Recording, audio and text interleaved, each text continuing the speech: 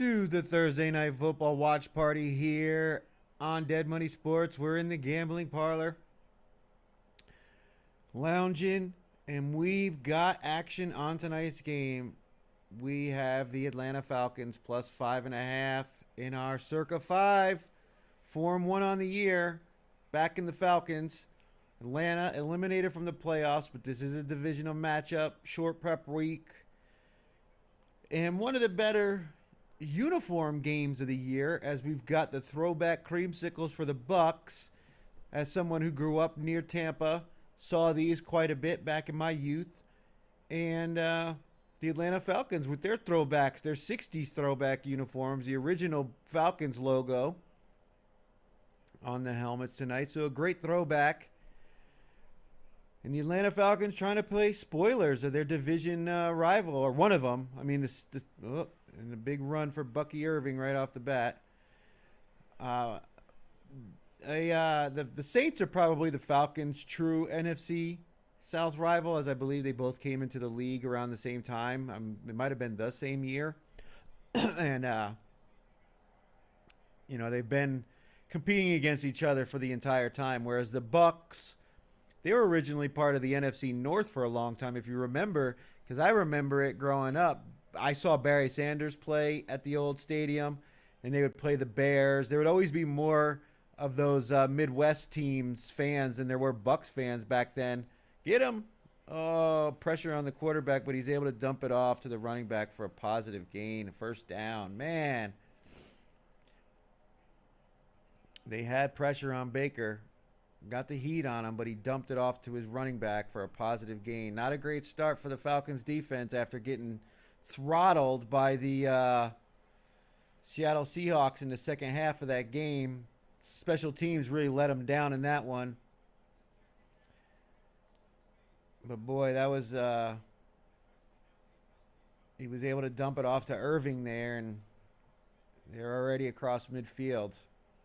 Minute and a half into the game, so not looking good so far. Batted down by the Falcons. Good play. 2nd and 10. They were looking for Mike Evans on that one. Mike Evans is back. Bucky Irving's back. Godwin's back. Egabuka's back. I benched Baker Mayfield for Brock Purdy on my fantasy team, though, and Egabuka. Partially because of this game.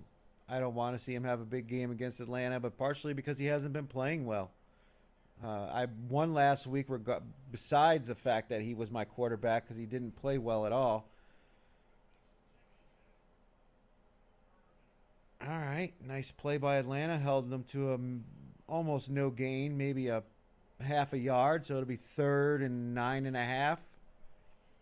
After those couple of big completions to start the game. This has been a tough spot for Atlanta's defense, man. They've got to be able to get off the field on 3rd downs. Particularly, I mean, they're calling it 3rd and 10. So Jesse Bates, this secondary, they've got to be able to stay plastered to these receivers and not allow them to get separation, because the offensive line for the Bucks is pretty good.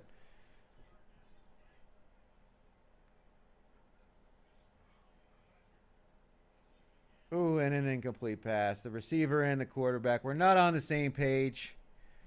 Not on the same page. And we will be looking at a punt more than likely.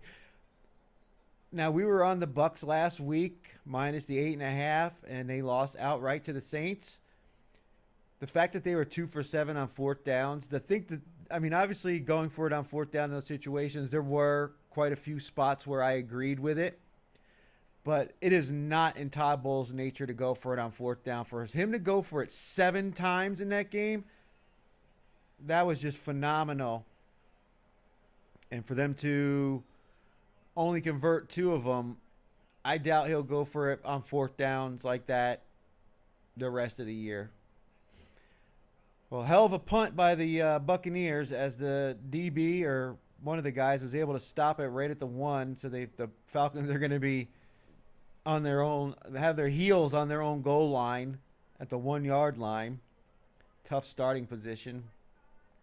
Tough starting position there. We've got the point spread for Circa Millions Week 15. Now, I've already said that I have the Atlanta Falcons plus 5.5. It's not a homer play. I only back the Falcons when I really believe they have an opportunity to win the game outright. We're 4-1 on them so far this season. By far the most times I've ever used Atlanta in the Circa contest in 1 year. This is now the 6th time I've used them. I can't say I've used them more than maybe twice in the entire other contest between the Circa and the Super contest when I was doing both contests.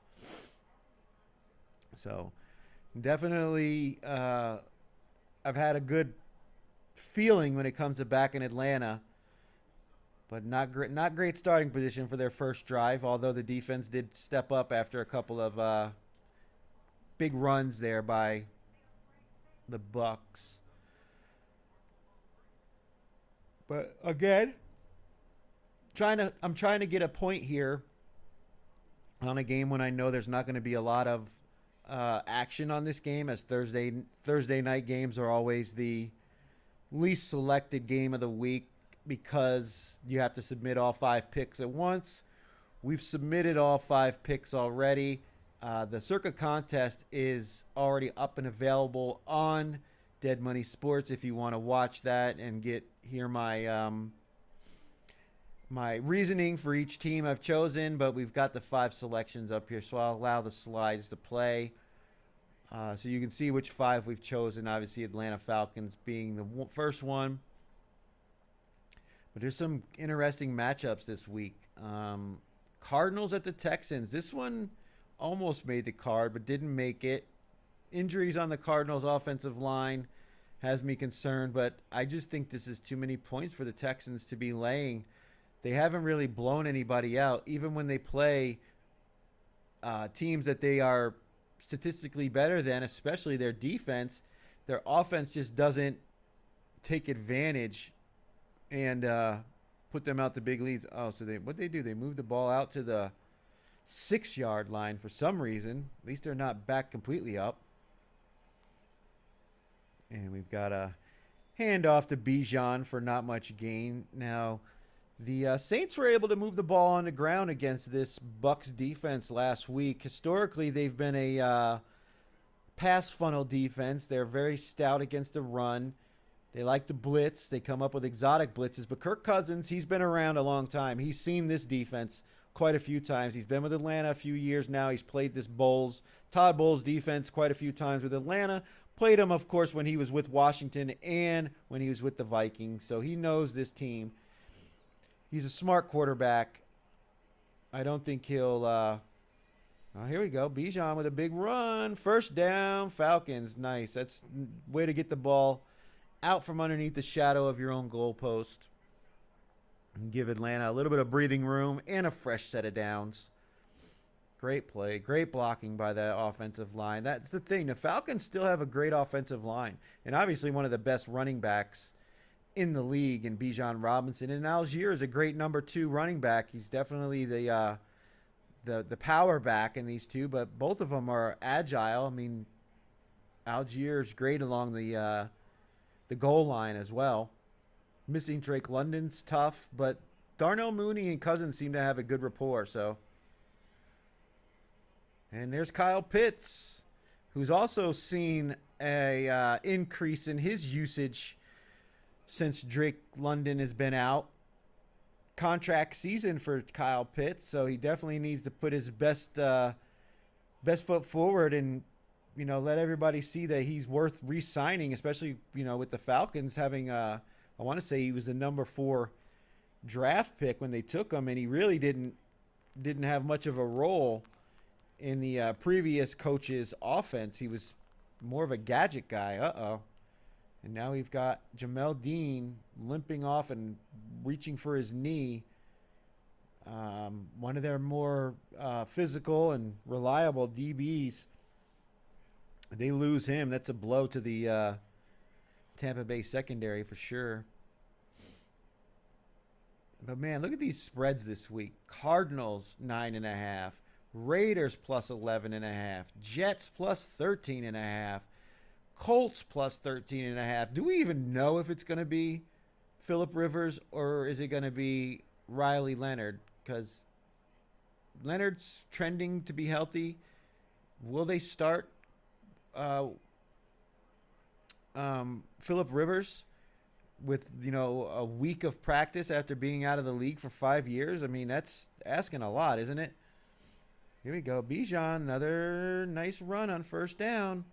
Little zone outside zone play. So this is a weird line. I mean, obviously Riley Leonard not very good in his first game. Didn't have much prep time. Having the injury this week probably gonna limit his prep time this week. So just a tough situation for the Colts.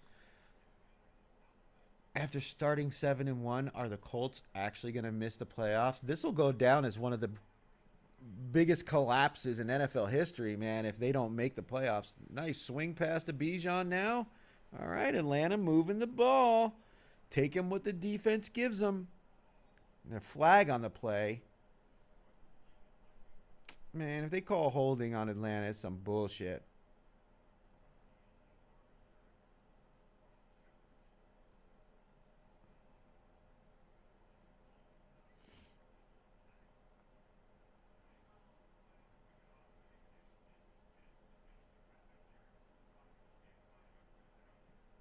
Yeah, he didn't. I mean, he might have.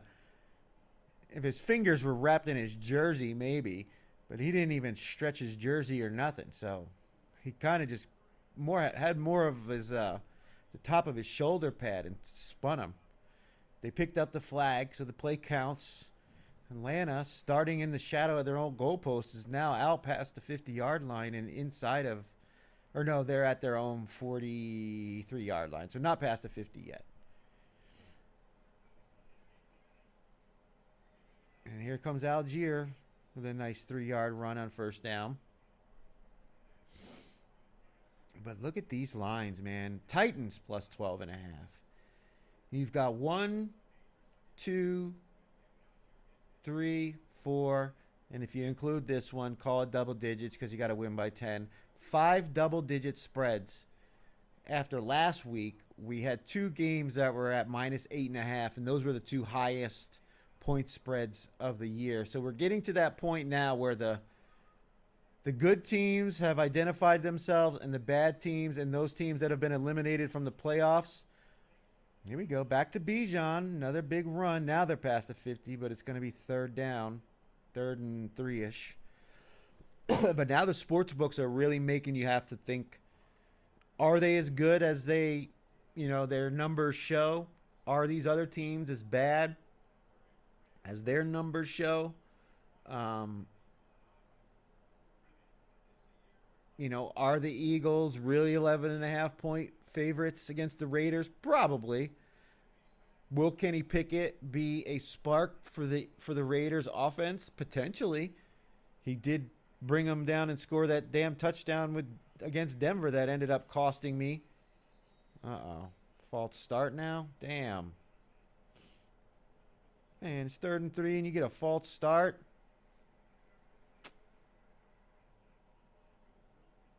Come on. Come on, guys. Self-inflicted wounds, man. You can't be doing that. The play was going to his side, so he's trying to get a head start. But damn, man. Now it's 3rd and 7. It was 3rd and 2. Now it's 3rd and 7. Jamel Dean back on the field, but now it's definitely a passing down. Is that going to be... Yeah, that's offsides on the defense. He tried to jump before they called delay a game, so they're going to get the 5 yards back. Back to 3rd and 2.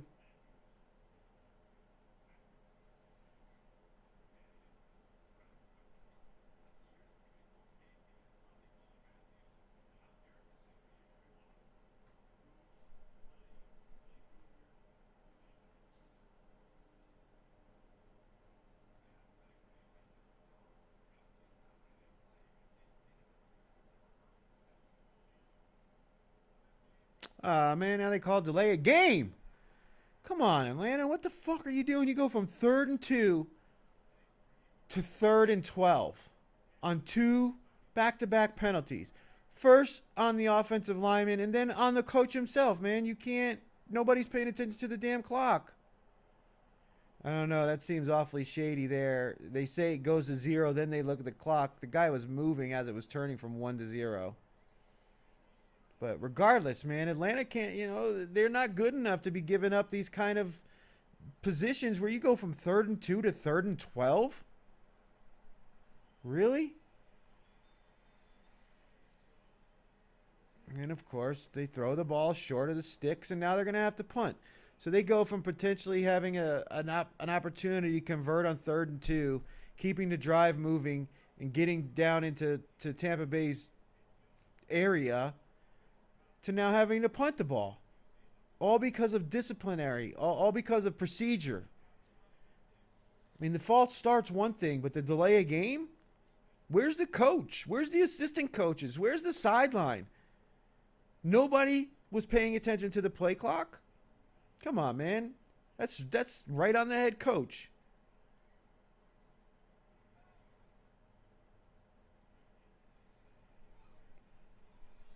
Tampa with the fair catch at the 16, 17-yard line. What a waste of a drive, man.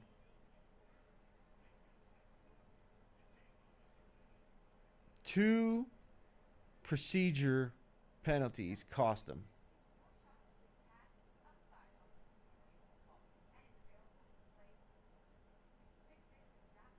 The thing they can't do, give Tampa Bay extra possessions. What do? Squander a 3rd and 2.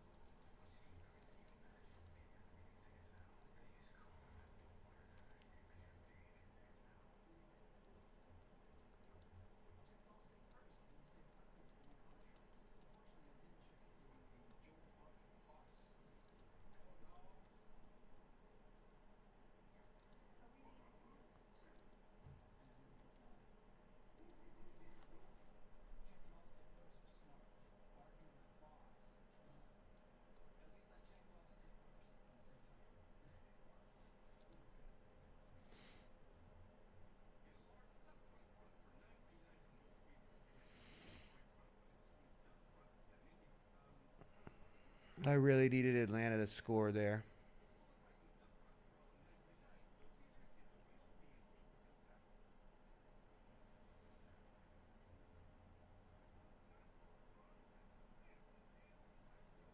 Christmas game. Christmas games may not even have any may not have much meaning to them. The way things are shaking out. They're showing the prime and then they've obviously got the Netflix games, Dallas and Washington. Washington's out. Dallas is on life support. Detroit on the outside looking in needs to win this week just to keep their hopes alive. Going to need some other teams to lose. Minnesota's out. All right, so that game has no real bearing other than Minnesota trying to play spoiler to Detroit. And then you've got Denver and Kansas City. If Kansas City doesn't win this week and the week after, by the time they get to week 17 for the prime game against Denver, that game may have no bearing on anything for Kansas City other than them playing spoiler to keep get them. Oh, you got to pick that off. Pick it up. Denver could potentially have, obviously they could have the AFC West title wrapped up and be fighting for the number 1 seed. They're one of our picks this week, by the way. I have them at +2.5 over the Packers. So I think they're going to be in contention for that number 1 seed come week 17. That's the only thing Kansas City will have to play for is to be spoiler.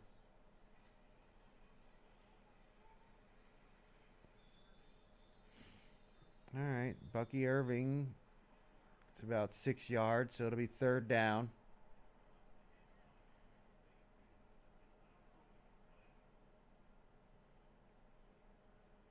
There's definitely hands to the face. They didn't call it. He didn't. He put his hand on his helmet. I don't think he smacked him. But you got to definitely watch that. They could have certainly thrown a flag there on Atlanta. Baker Mayfield drawn 6 roughing the passer penalties. Only behind Dak Prescott with 8. Get him. Get him. Nice. Elias with the sack. Big play by the defense. And a flag. Come on. If they call holding or illegal contact, I'm going to fucking scream. Absolute bullshit, man. Come on. Holding on the defense. Give me a break. Stay out of the game, refs. I'm serious. Like, they ruin football with these bogus calls. Mike Evans makes the contact. Mike Evans jumps over top of him. His arm happens to go around his waist, and they call that? The defender has the right to stand there. The contact was initiated by the receiver. That is such a bad call. These refs need to stay the fuck out of the game and let them play. If it's not an obvious penalty, why are you throwing the fucking flags? And, of course, they bust off a huge run with Bucky Irving on the very next play. Of course. Of course, because the referees have to make sure everybody sees them on television. The refs have to make sure that everybody sees that they're in charge, that they're running the show, that we're going to throw flags on bogus calls. I mean, just come on. What a fucking bullshit call.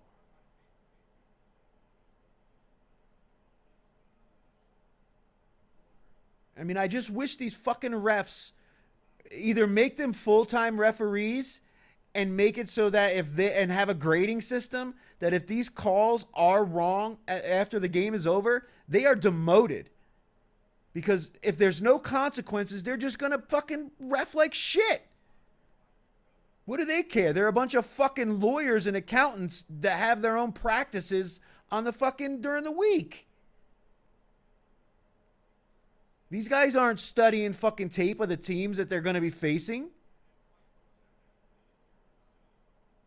For these type of things to be officiated like this, it's an insult to the players and the coaches and how much effort they put in and week out to prepare. You cannot say that Mike Evans did not initiate the contact on that fucking play.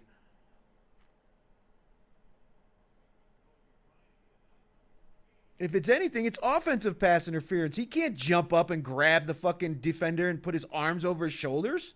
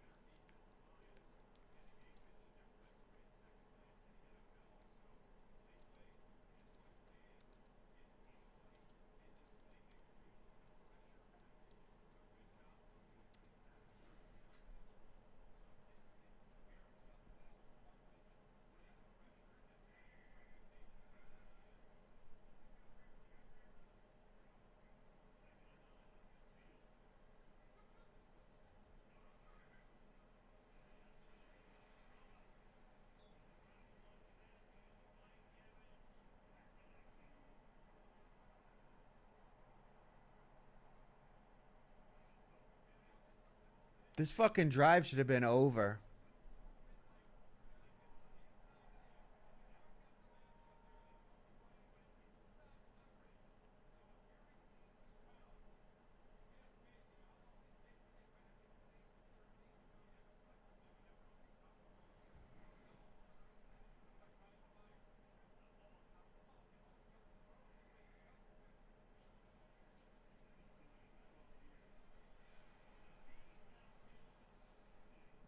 Yeah, it's 4 feet over his head. Throw the flag.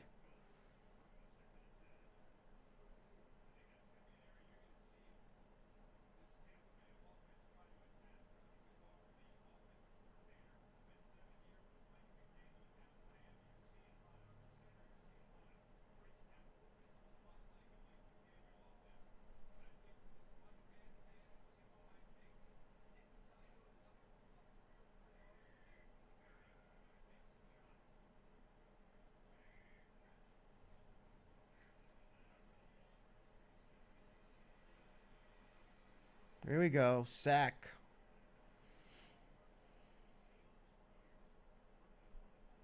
Third and long. Will the refs give him another free first down? 3rd and 15 now.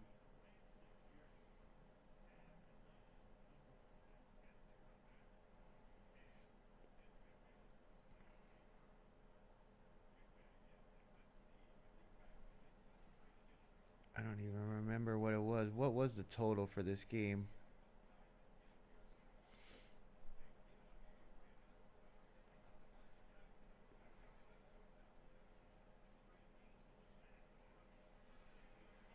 Oh my God, that's got to be pass interference on the offense. Yeah.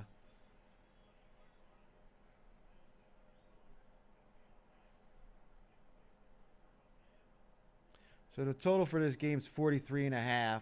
Or they called pass interference on the fucking defense again? Unreal, man. How can that not be fucking offensive PI? I don't understand it. These fucking refs, they just got to be involved in the game. Look, he threw the fucking defender on the ground.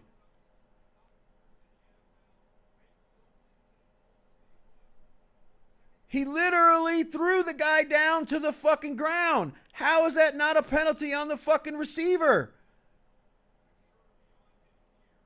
Wow, man. Wow. Once again, fucking terrible refs.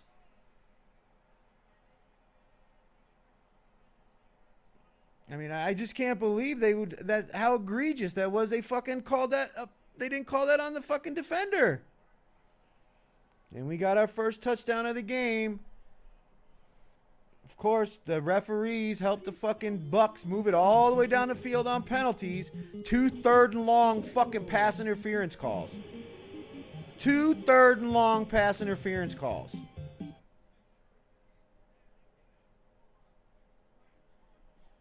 It's fucking garbage.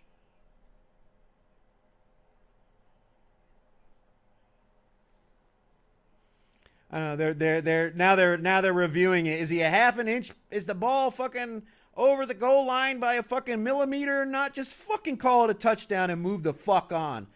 You throw flags when the fucking wide receiver's literally throwing the cornerback to the ground. Now you want to fucking worry about whether or not he's a fucking centimeter over the goddamn goal line. Give him the fucking touchdown and move the fuck on. Man. These refs are fucking such bullshit. They want to nitpick over whether or not a ball moves a millimeter in a fucking guy's hand, but they leave it discretionary to a fucking blind 60-year-old man to call a fucking pass interference penalty. Every one of these fucking refs should have to have a goddamn eye exam before every game.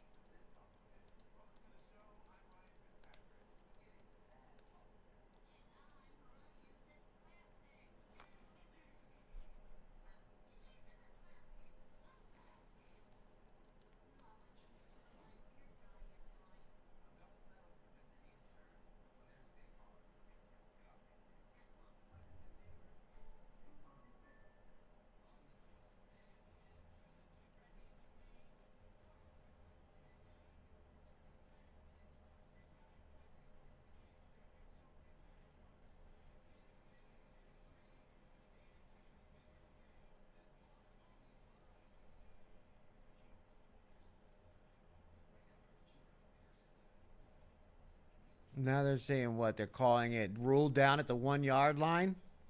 Like it fucking matters.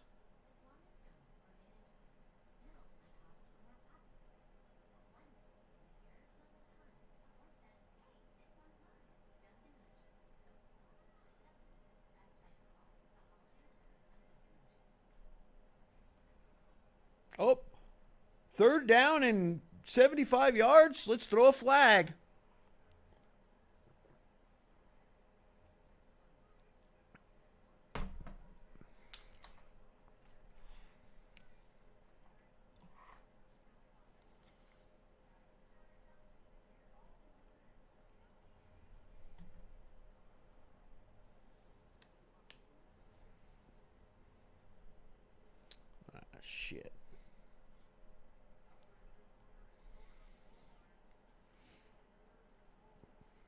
I mean, seriously, this is the kind of shit they nitpick over, but they call pass interference on 3rd and 15.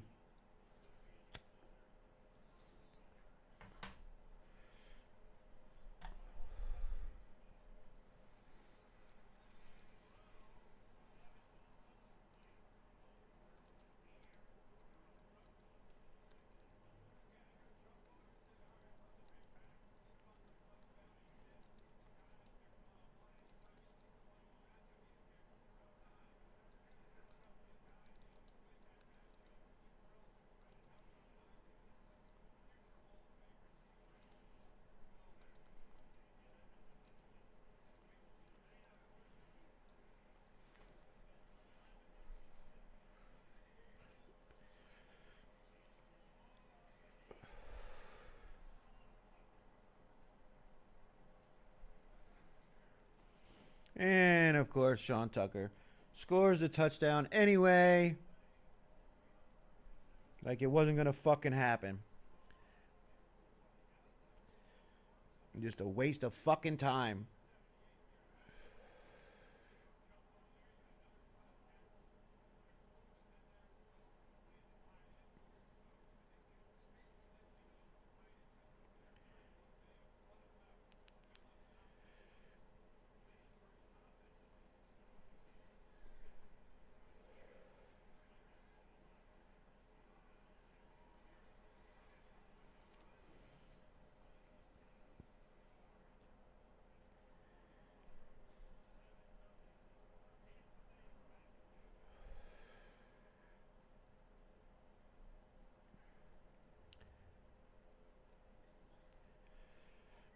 I mean, let me look at this already.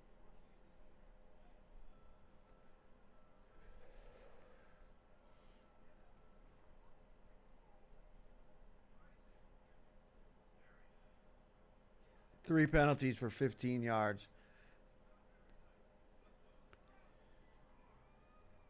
Wait a minute. Yeah, one penalty off of first downs, it says. I guess they declined the one that was a reception, so it would have been had he not caught the ball.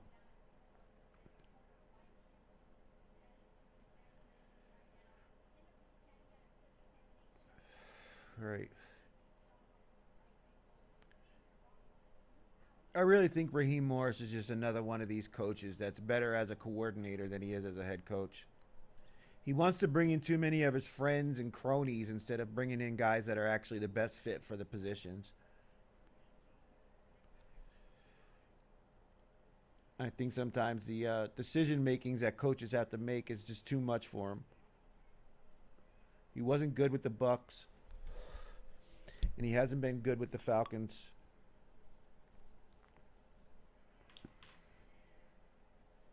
Well, Atlanta's going to have to answer.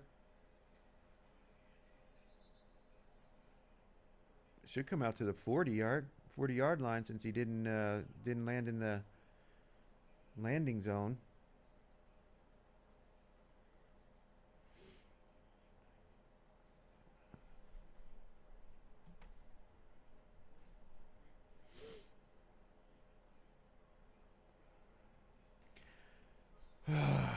So what's going to be the big upset in the million this week? Which team's going to lose? That's a big favorite. I have the Lions +6, so I'd like to see the Lions win, obviously, as a 6-point road dog.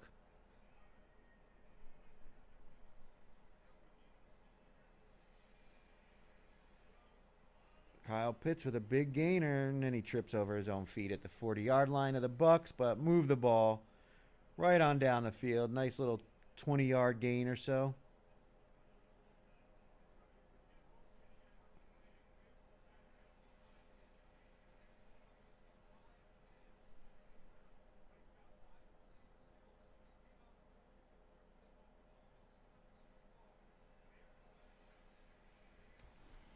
Yeah, he's just so much bigger than those safeties for the Bucks. Kyle Pitts.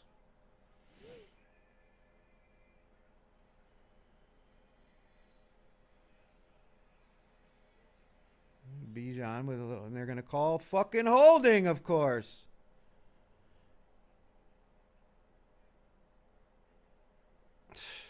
Fucking drive killers, man.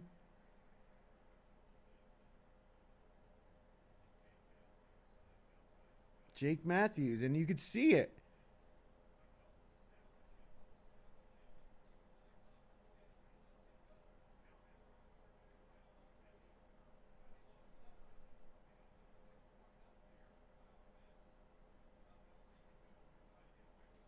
Now it's first and fucking 20.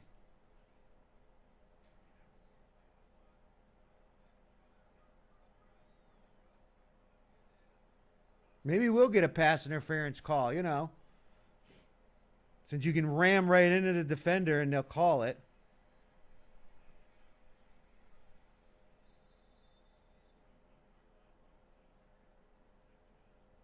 Bijan Robinson with about a 7-yard gain on first down.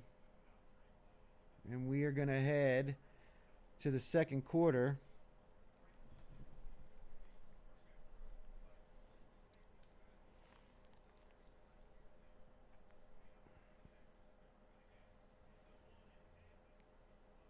I mean, those holding penalties, they're just drive killers. You lose 10 yards. I mean, it was on first down, so at least they have downs to try to get the yards back, but it's just procedural penalties. The Falcons are not good enough to commit these kind of penalties and win games. They're just not. In order for Atlanta to have any opportunity to win football games, they have to play clean football. And that's just not what you're seeing. And that comes down to coaching. You're either coaching it or you're allowing it to happen. Now, is Jake Matthews a good offensive lineman? Yeah, he's a good offensive lineman. But if you can't fucking not hold, you're no good to the team.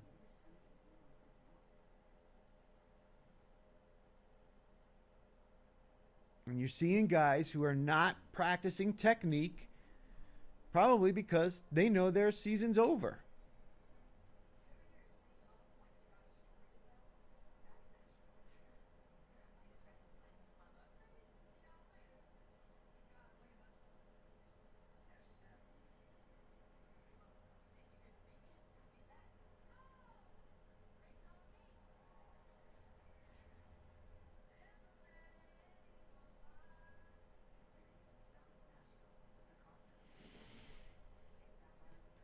All right, so the millions, though. Like I said, I know I'm drifting around here, but this game's got me worked up as this is one of our 5, so we need Atlanta to step it the fuck up. I know they're out of the playoffs, but they're a better team than what we've seen them perform like. If they can't get it together, then I think Arthur Blank and the ownership needs to look really strongly into getting a new head coach. Somebody who can build a culture of winning that is not the culture that Raheem Morris wants, or at least doesn't promote.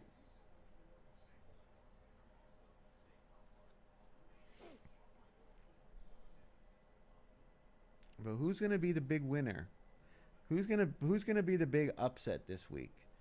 Could the Cardinals beat the Texans? I mean, there's always that possibility.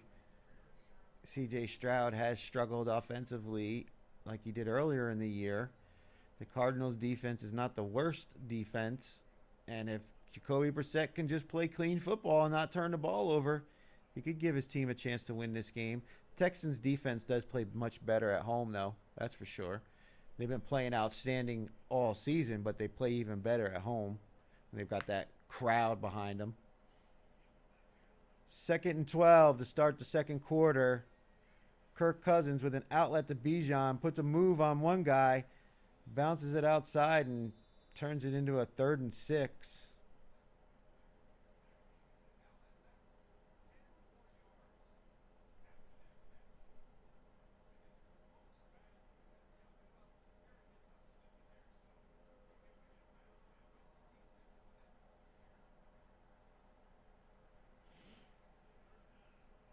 On the fringe of field goal range.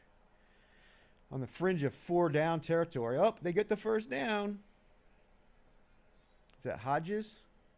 Oh, Sills. All right.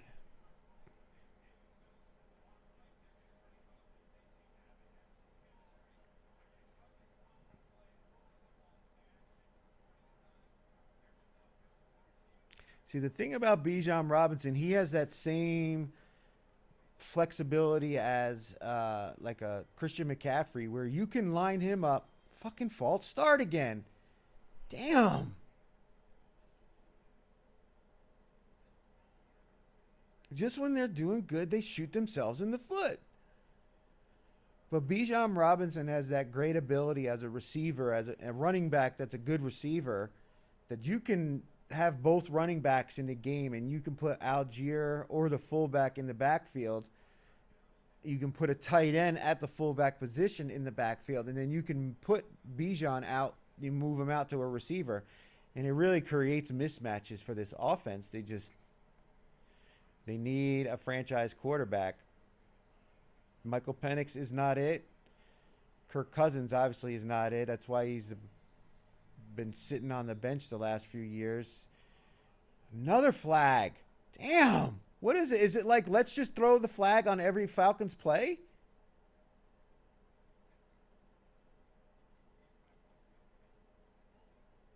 Now they call holding on the Bucks.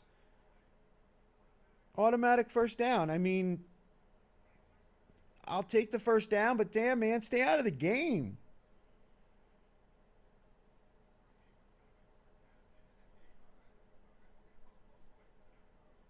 Nobody wants to watch a game with 13 flags on each team.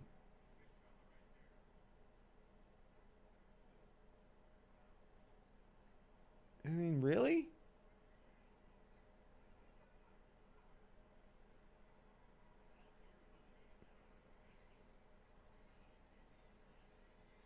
Throw it, Kirk. There you go. At least get rid of the ball. Damn, don't take a sack.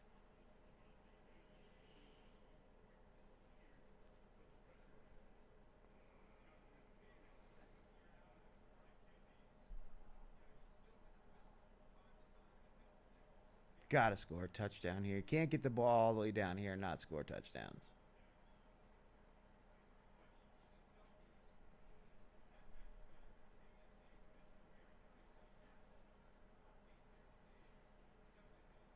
So what's everybody eating while they're watching a game? What's the game time snack? Here we go.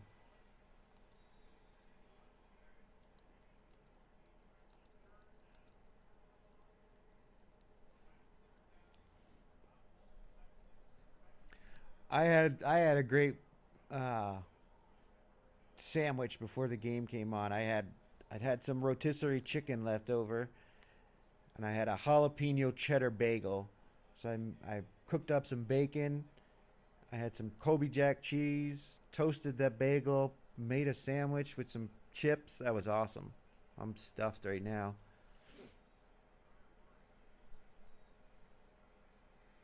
Oh my goodness. Robinson went inside. Cousins throws it outside. And it's 4th and 4, and we're going to kick a field goal because we're eliminated from the playoffs. We don't go for it on 4th down inside the fucking red zone.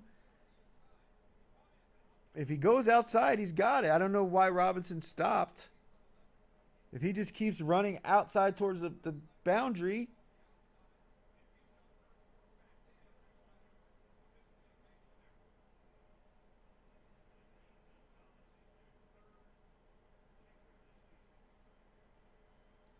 Too many penalties, man. Too many penalties. Wow. He makes it just inside the upright. Oh, penalty on the defense. That's going to be an automatic first down. Wow. That's a big mistake by the Bucks. Big mistake by the Bucks.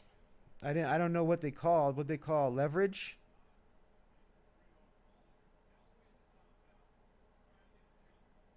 Oh yeah.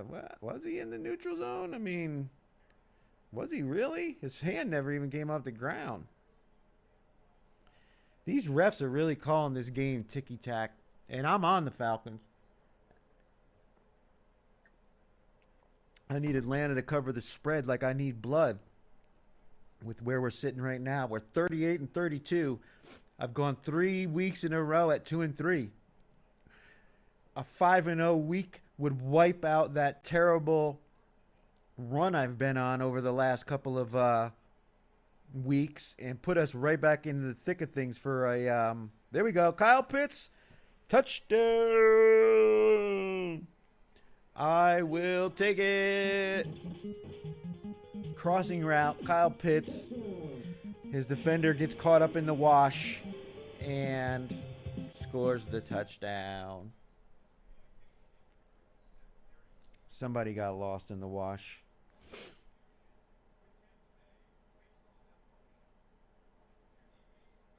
Thank you for that very, very questionable offsides penalty. If I was a Bucks backer or a Bucks fan right now, I would be livid. As much as I was earlier with the pass interference penalties, that call on the field goal attempt sure was a little bit on the questionable side, let's just say. Todd Bowles ain't happy with that one. Too bad. So sad. Nice play by Kirk Cousins in the Falcons offense. That was a well-designed play. Well-designed play. So when you're watching the Prime game, I have it right now. I have it on the typical broadcast. I think I'm gonna switch it though. I'm gonna go to the Prime. Does anybody watch it on the Prime, or how do you watch it? Do you watch Prime Vision, or do you watch the normal broadcast?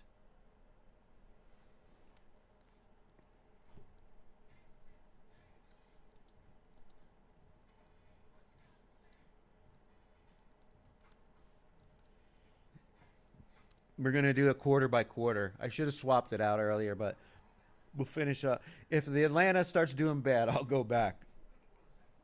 I'm superstitious like that.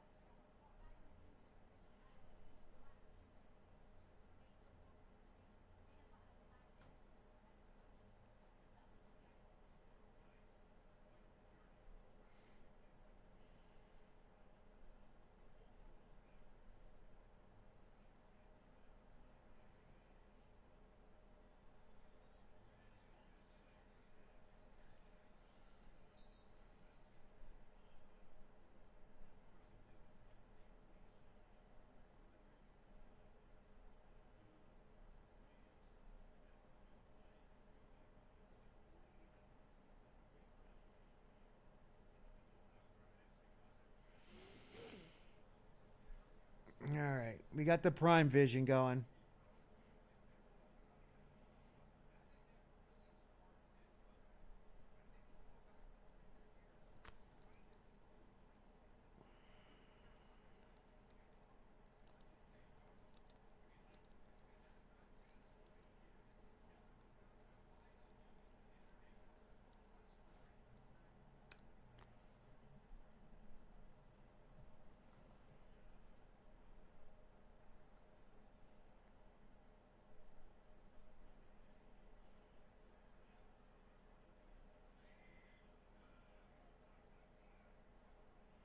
Jesse Bates creeping up near the line of scrimmage.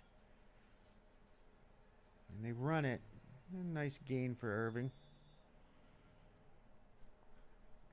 Having Divine Diablo back on the Falcons defense is a big deal.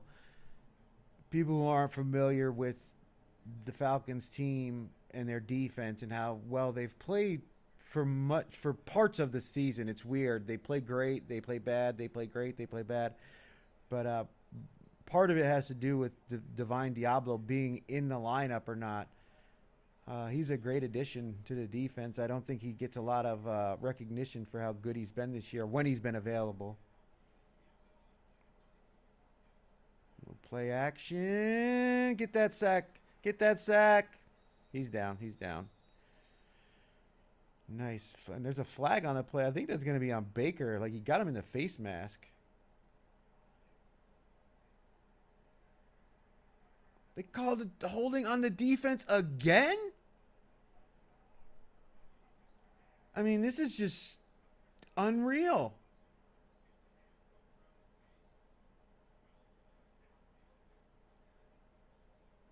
There's no way. That is not a penalty. If anything, it's incidental contact. Their feet got connected together. I wish these refs would stay the fuck out of the game. And that's on both sides, because I don't think that guy was offsides on the field goal, if I'm being completely honest. I mean, somebody's calling down from the booth saying, guys, stop throwing these fucking pass interference flags. We're watching the replay. It's not there. That's the only thing that could have happened after the referee just stopped the play in the middle of the play. Great.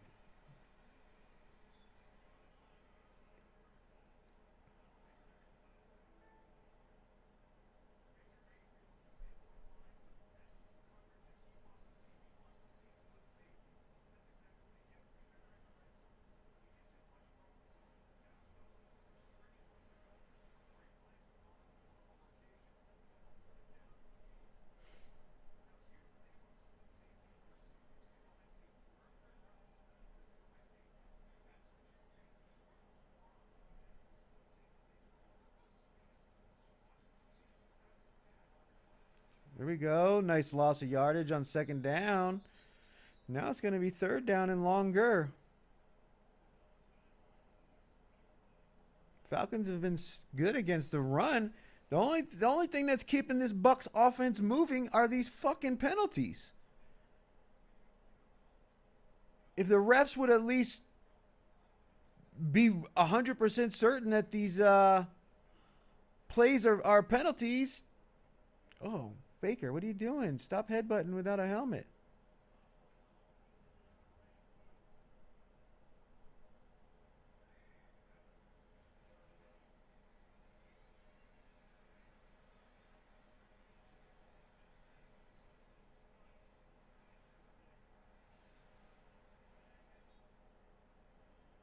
If they threw a flag on that one, they threw a flag?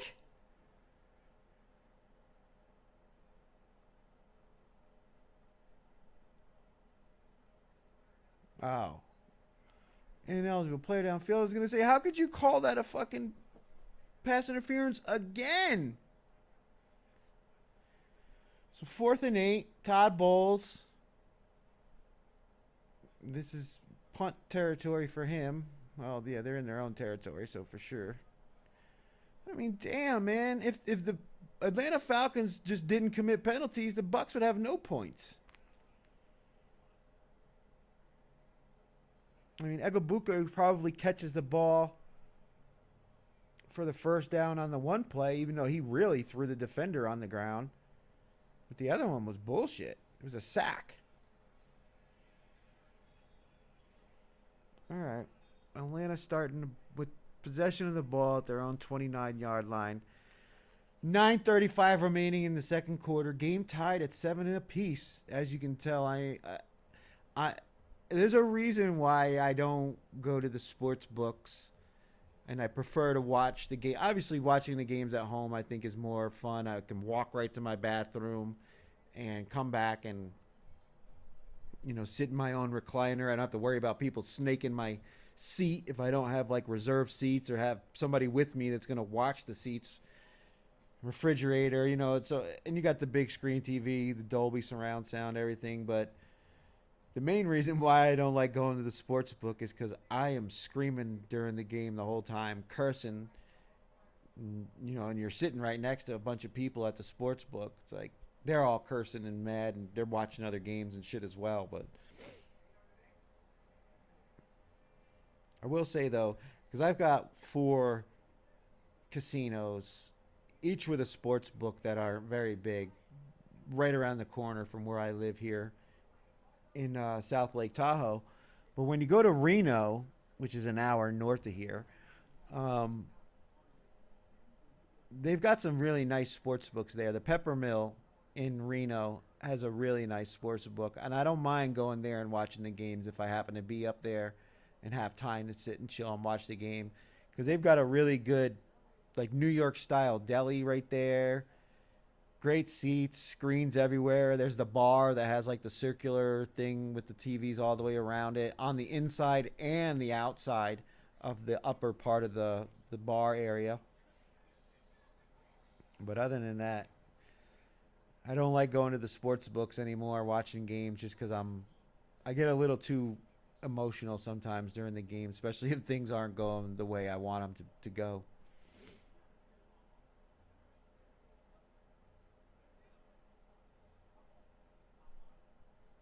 Like when I lived in Vegas, I lived in a section in Las Vegas called Paradise, which is where the Westgate is, which is the Superbook, and the Superbook has a great main room sports book. I mean, they got the curved wall screen; it's great.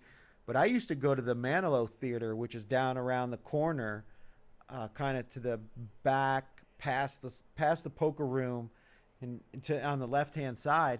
And it's smaller, but it was much nicer, and had like here we go, Bijan, take it. Oh my God, they're throwing fucking another flag for holding. How? Unreal, man. I mean, they're still gonna get yards, but it's fucking penalty from that spot. These refs fucking blow. Just stay out of the fucking game.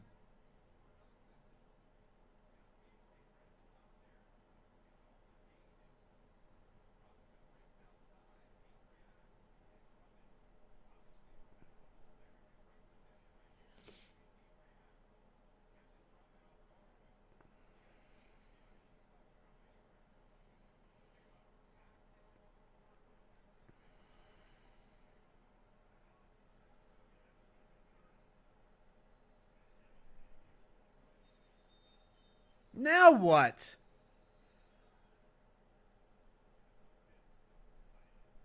Now a false start. Procedure penalties. Penalties that are, questionable at best. I mean, did he hold him? Probably. But man, I mean, they're just blowing every opportunity.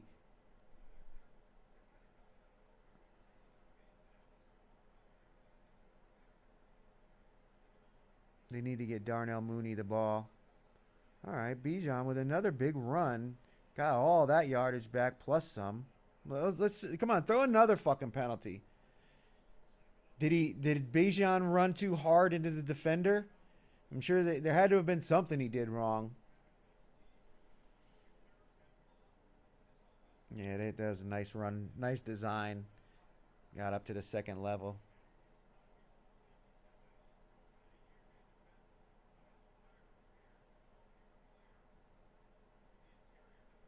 Second and 3.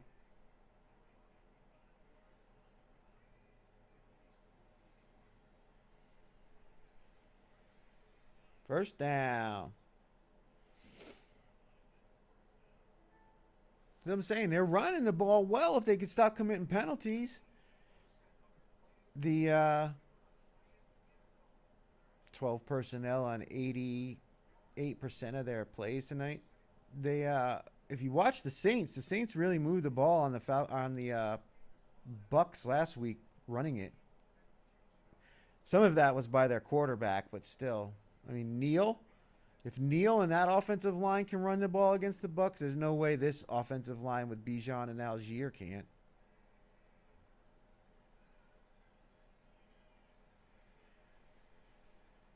Ah, he had him open, but he didn't have enough arm to get it there without planting his feet.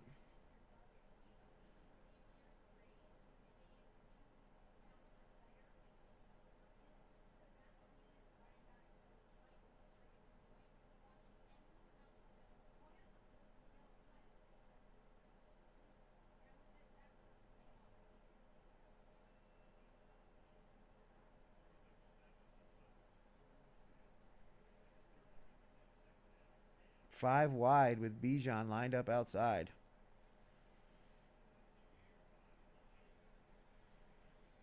They're going after him.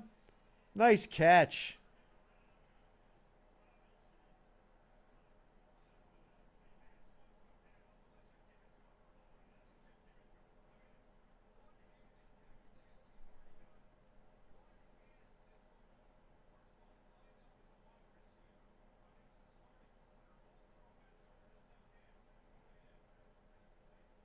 No, he's out of bounds.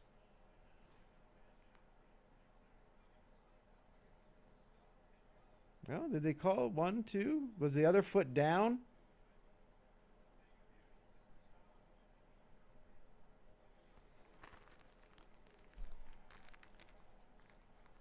Nope, they're calling it back. Gotta learn the toe tap, Bijan. Gotta learn the toe tap.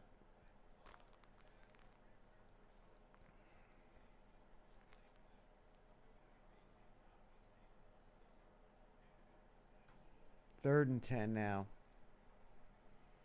Man, they've really just pissed this fucking drive away.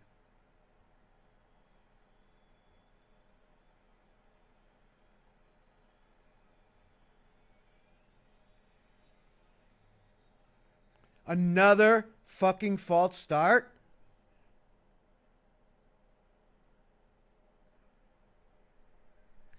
And they had the fucking first down. And it's Matthews again. The same guys. That's not a false start. That's not a false start.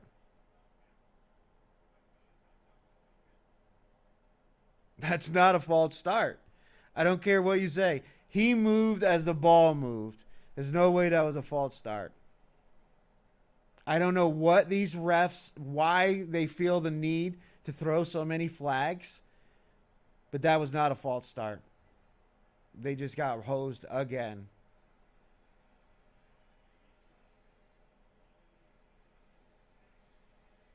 Now they're going to get it. Are they going to go for it on fourth down?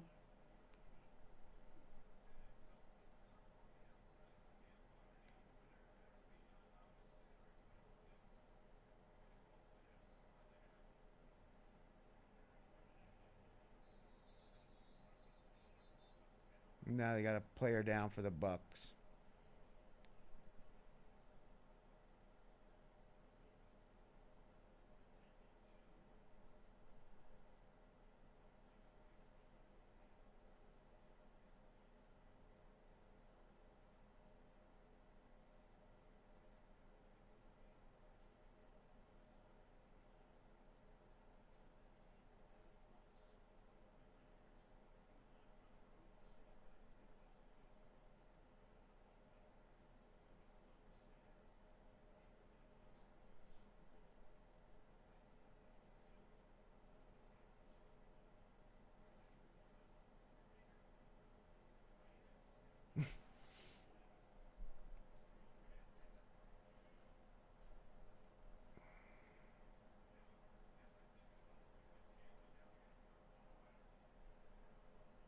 Now they're going to punt.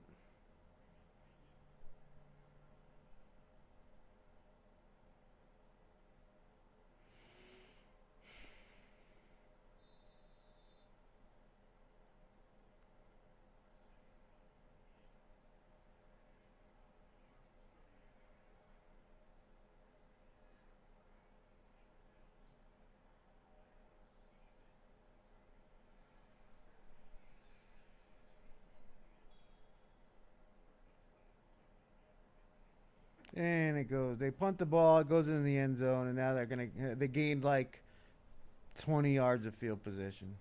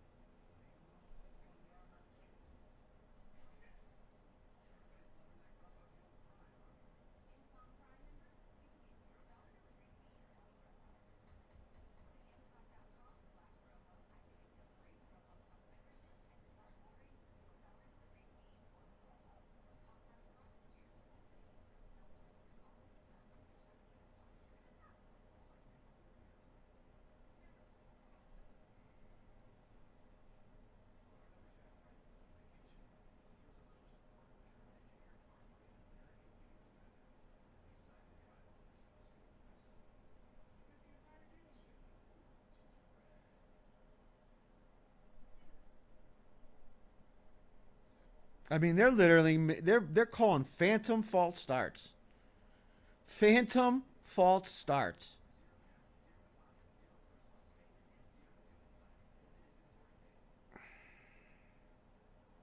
How do you win a game when you've got 9 penalties in the first half?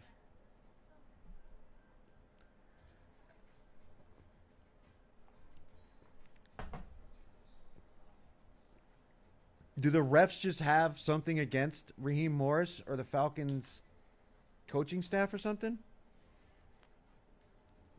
It certainly seems like it.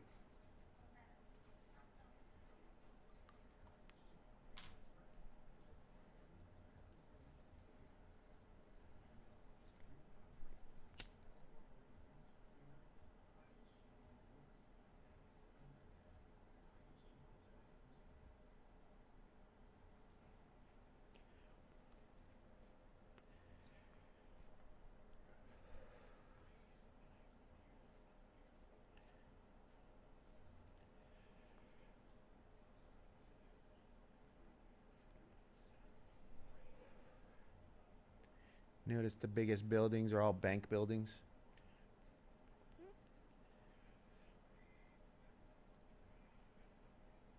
Get him. All right, incomplete.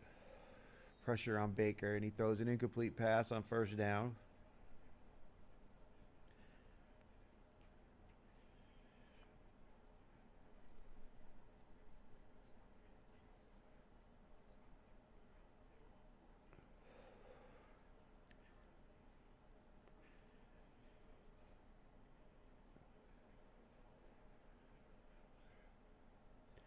Second and 10.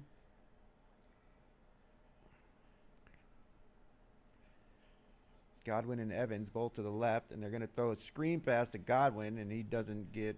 He got about 4 yards.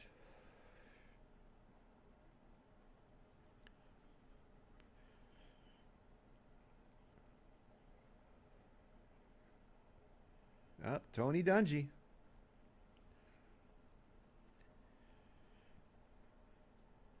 Tampa resident.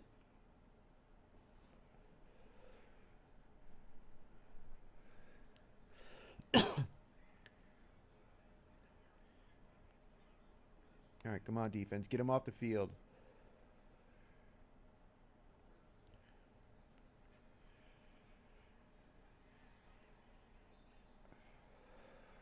Another throw to Mike Evans to the outside.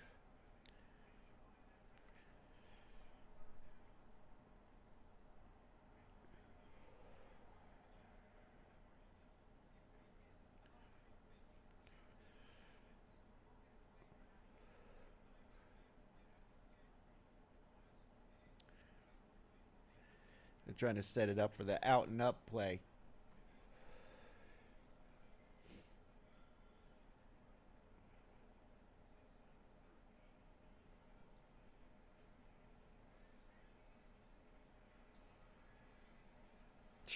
Nice tackling, boys. Atlanta gets the ball to start the second half, so they need to minimize Tampa Bay's scoring opportunity here.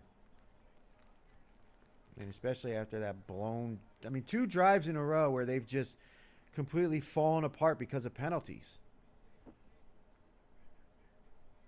I mean, the false start on Jake Matthews was just I don't know how that was a false start, and that took away what would have been a first down completion. It's like these refs are like, I don't know, they can't wait to throw the flag.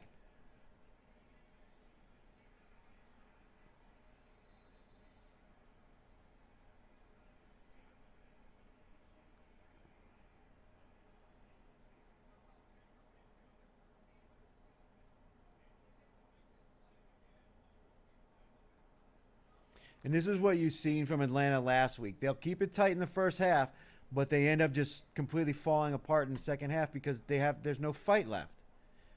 You know, they're committing penalties. Then they have a bad special teams play, and before you know it, the complete game's completely out of hand.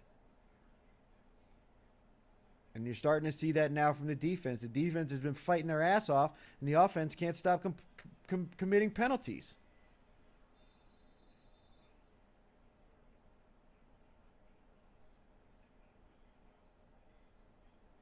And Elias now, I mean, he's running his mouth to the point where he's going to end up getting called for unsportsmanlike. And those are grounds for benching in my eyes. You get called for unsportsmanlike conduct, you shouldn't be in the game anymore because you no longer understand that you're a professional football player.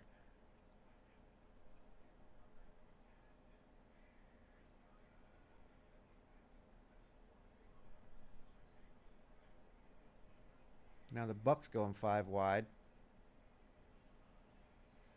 Ooh. Threw it up high for Evans, up on the top shelf, but he got his legs cut out from underneath him.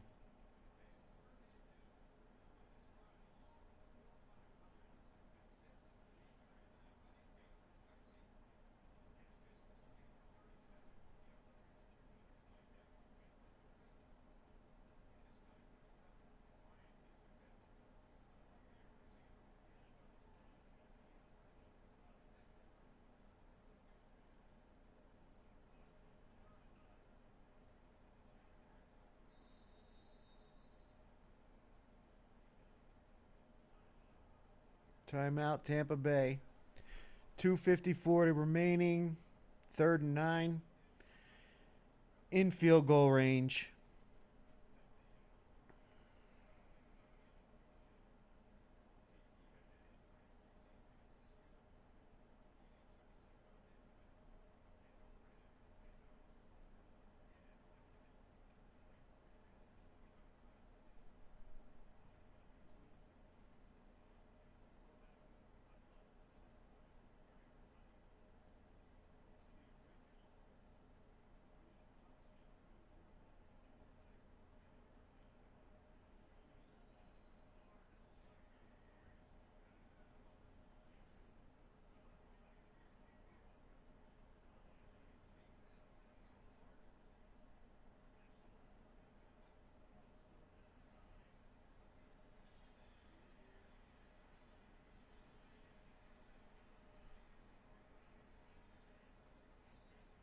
All right, so they held him on 3rd down. Baker had nowhere to go, runs it for about 2 yards. Mike Evans not on the field on that play.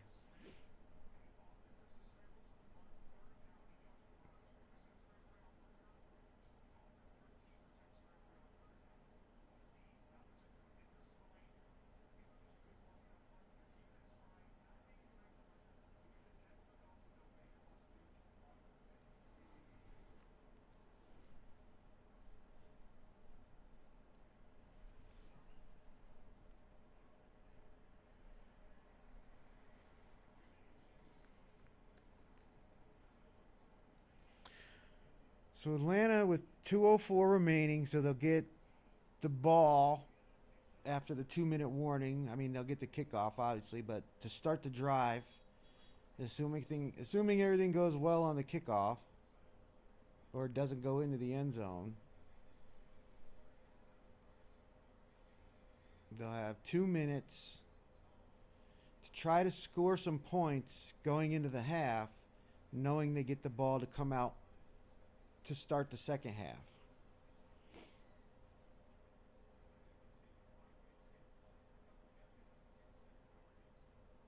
Atlanta with all 3 timeouts, so they can run the ball.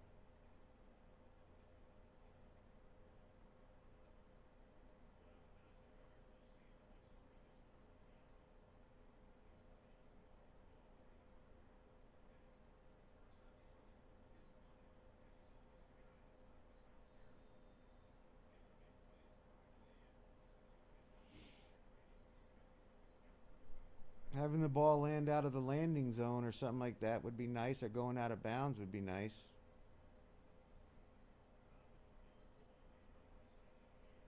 He kicks it into the end zone. So it comes out to the 35.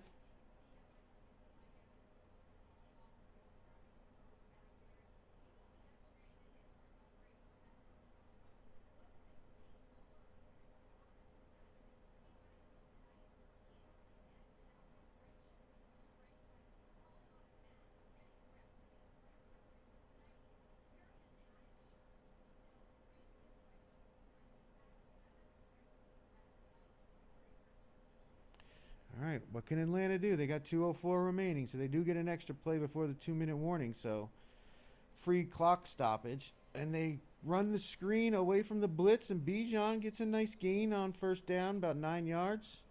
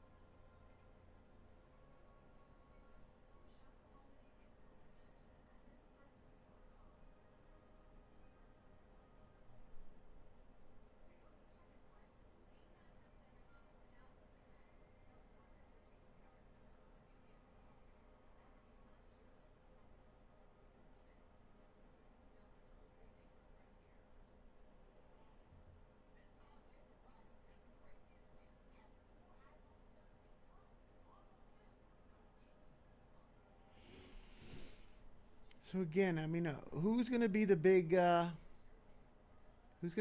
loser this week?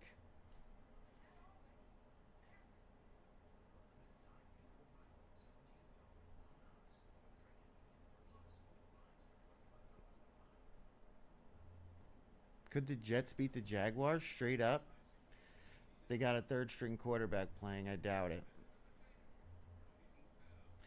The Browns, they're live. The Bears team can run the ball, though. They may be able to run the ball on this Browns defense. And their defense is pretty good at creating turnovers. Shador might give them 1 or 2 turnovers in this game, which could be the difference. The spread seems a bit high, but they could win.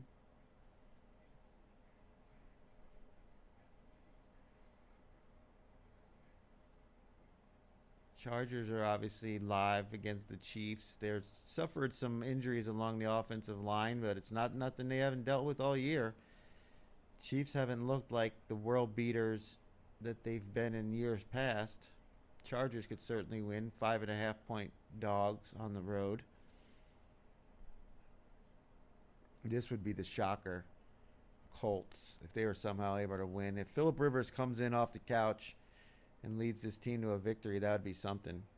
All right, so now they're out at the 45-yard line. Oh, that's right, and they're calling it 2nd and inches. Hand off to Bijan, and it's a first down. All right.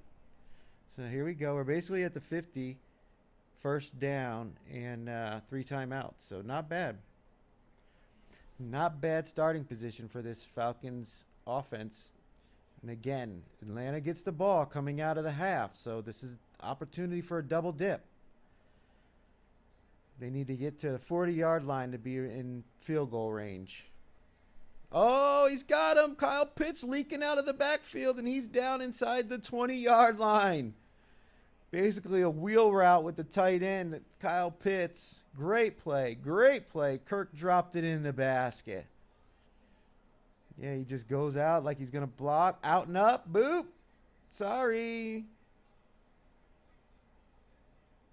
Careful with that jumping up in the air stuff. That's when the ball gets punched out, though. If you're going to go down, just go down. Jumping in the air like that, it's never a good idea. All right, come on. Let's score and don't leave any time on the clock.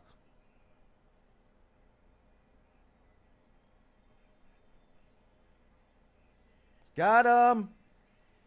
Kyle Pitts, touchdown. I think it was the same play. And he just dropped it right in the bucket. Kirk O'Chains. Oh, shit. What am I doing? Kirk O'Chains.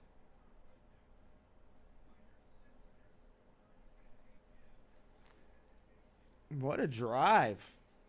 Started out with the kick into the end zone. Why they did that, I don't know. Great catch. Great throw, great catch. Put it right in the spot. That's how you draw it up. I mean, in 22, had a shot at Pitts. He went for the knockout blow instead of going after the ball. And Atlanta up 14-10. They did leave a little bit of time on the clock for Tampa Bay. Tampa Bay's got timeout, so we need to put an end to 38 seconds left. We need to put an end to this drive.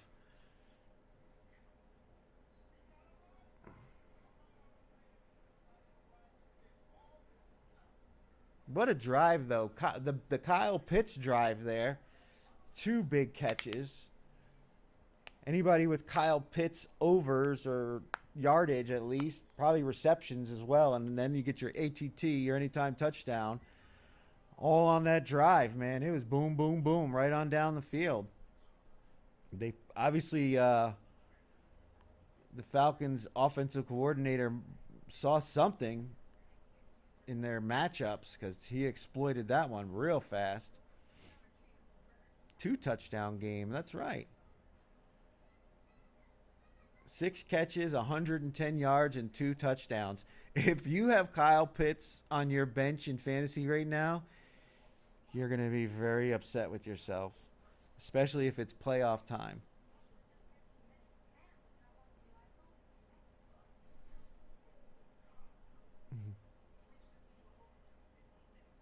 This is good. Let me pull this up real quick. Drafting Kyle Pitts every year in fantasy and finally watching him break out in the playoffs too. You know what I mean? Like, seriously. It's a contract year, man. He's gotta get his numbers up so he can get those incentives and whatnot in his next contract. I'm sure he wants to stay in Atlanta. I mean, he hasn't been the greatest production wise, but he also hasn't been at all an issue as a player. You know, he's been the consummate professional. So all you can do is, you know, say, hey, he was young coming out of Florida. So I think he's worth keeping.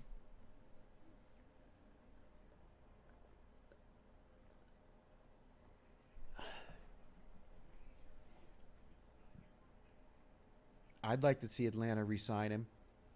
And I'm sure he wouldn't mind staying in Atlanta. He's from Florida. He's from here. He went to school in Gainesville, which is, you know, it's kind of the same.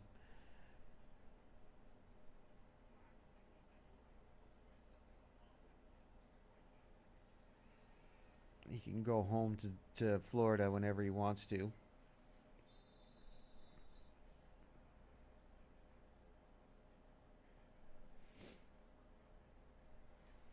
Got a bunch of tight lines, too, this week. I mean, I like the Bills in this game. I think they're going to win against the Patriots. I think they're going to be able to run the ball. Their offensive line, their guys were out that one week. Now they came back healthy, and I think they're ready to move some people off the ball. And the Patriots lost their key interior lineman who was part of that victory when the Patriots beat the Bills earlier this season on Thursday Night Football. Again, get him. Sack him.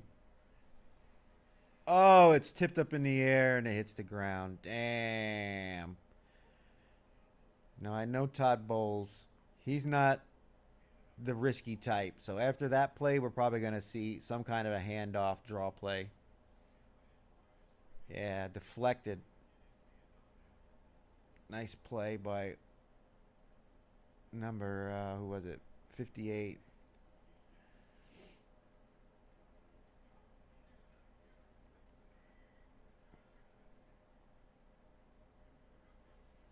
Well, they're going to throw it still. Throwing it outside and over the head of his receiver. And now we're staring at a 3rd and 10.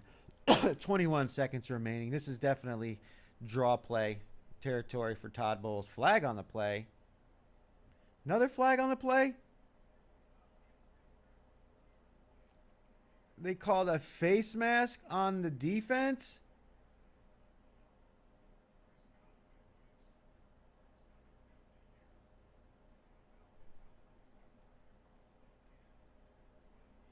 That, he didn't twist it.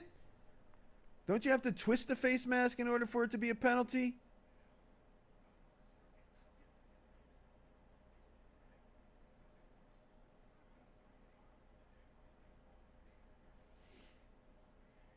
That's another bullshit call, man.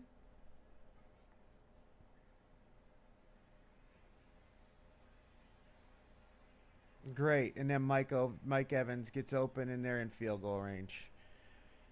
I mean, it's just it couldn't have worked out any better for him, of course, to get a ridiculous face mask penalty. He didn't grab the face mask and he didn't pull on the face mask.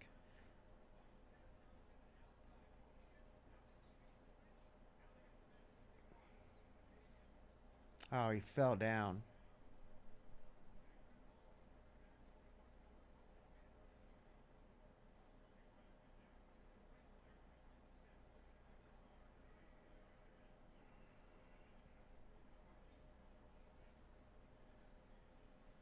Hit him. Sack him. Yeah, they got the sack. And they'll probably kick a field goal now, but it's going to be a lot harder.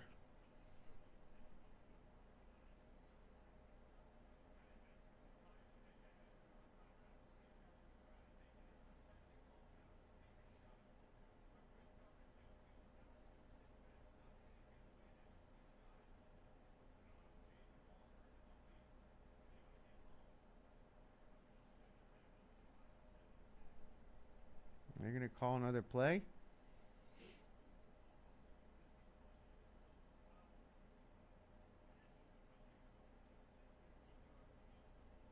Seven seconds. They added a second to the clock.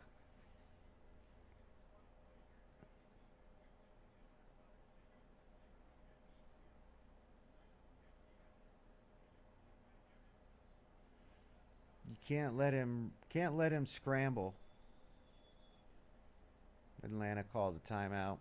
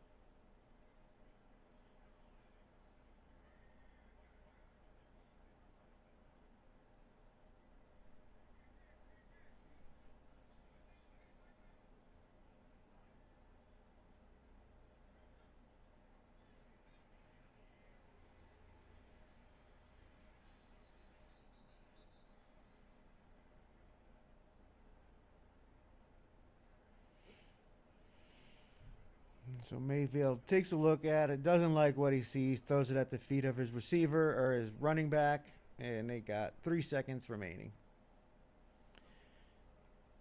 Here comes the field goal kicker.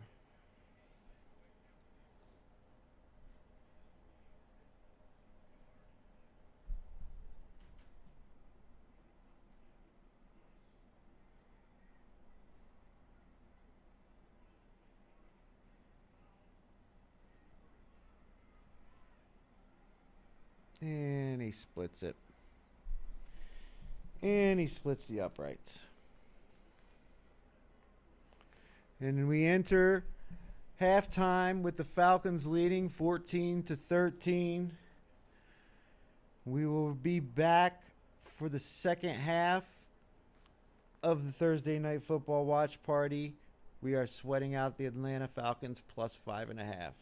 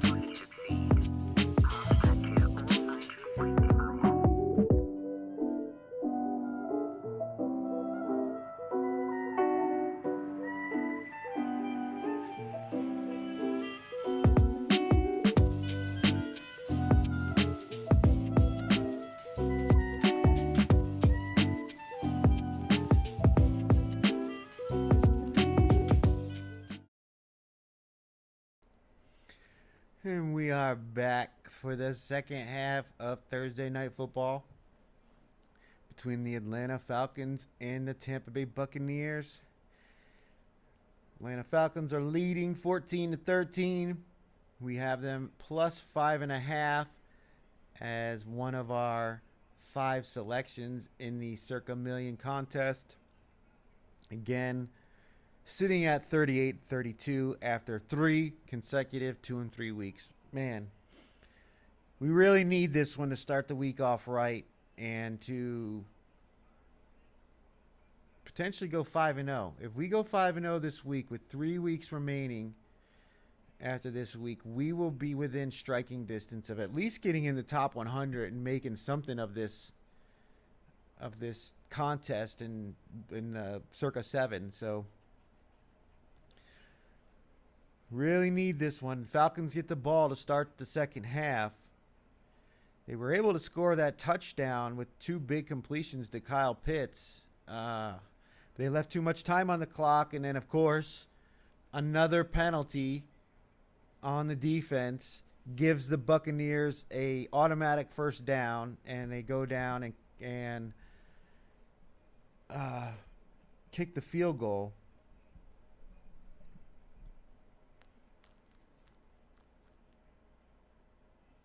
So instead of it being a 4-point lead, it's now a 1-point lead.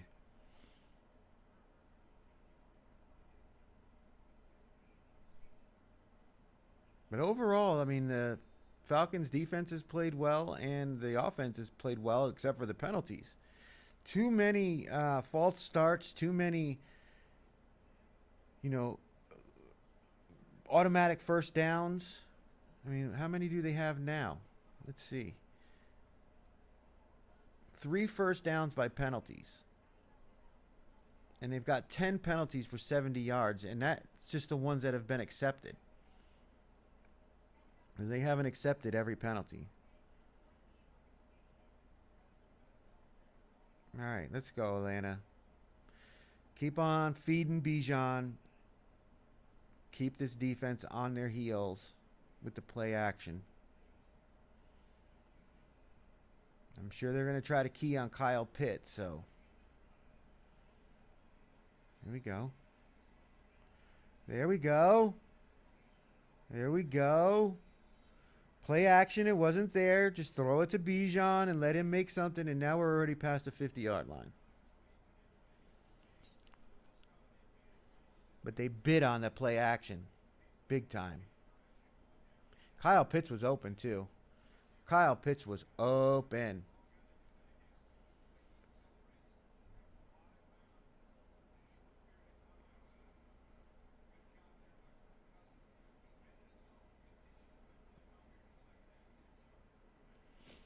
Darnell Mooney time. And another nice run by Bijan.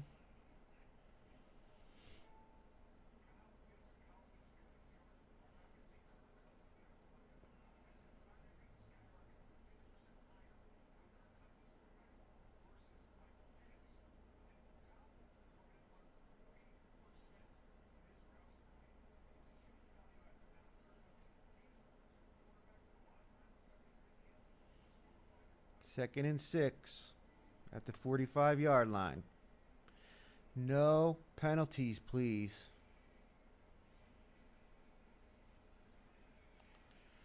And another run to Bijan, and they sniff it out and tackle him for a loss, and now it'll be 3rd and long. I mean, I really feel like that's a spot where you have an opportunity for a play action, but I mean, how many runs in a row or how many touches in a row are you going to give it to Bijan Robinson there?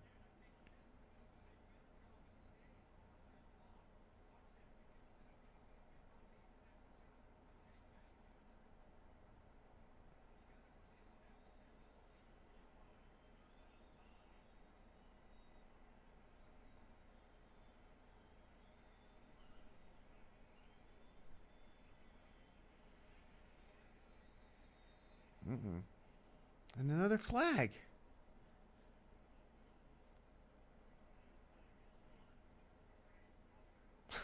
False start again on Kyle Pitts. I mean,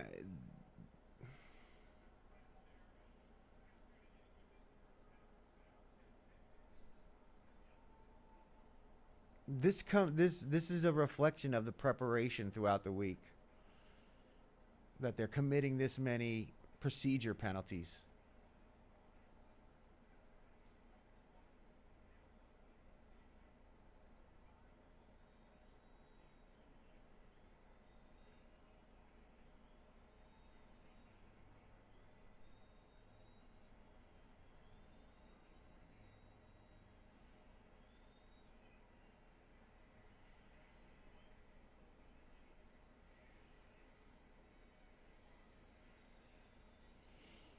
He completed to Pitts, but he can't get loose, and now they're going to have to punt because they don't know how to count.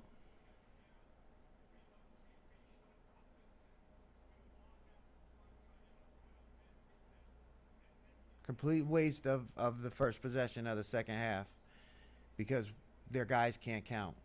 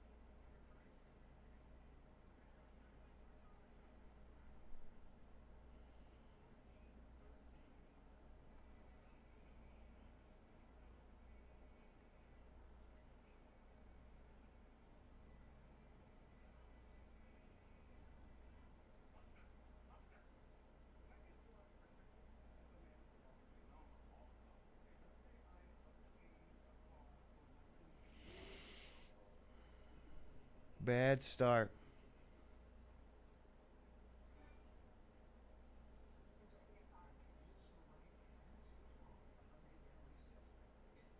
It's the same exact how they ended the first half.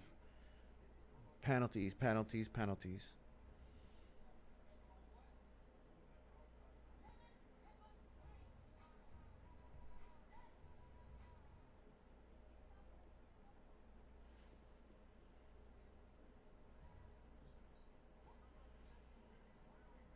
So not only did they squander taking the lead just before halftime by giving up 3 points when their cornerback couldn't stay on his feet, then they come out in the second half, get possession of the ball first, and have to punt because of penalties. That's 11 penalties now. 11 accepted penalties so far. And I want to say it might be the seventh false start.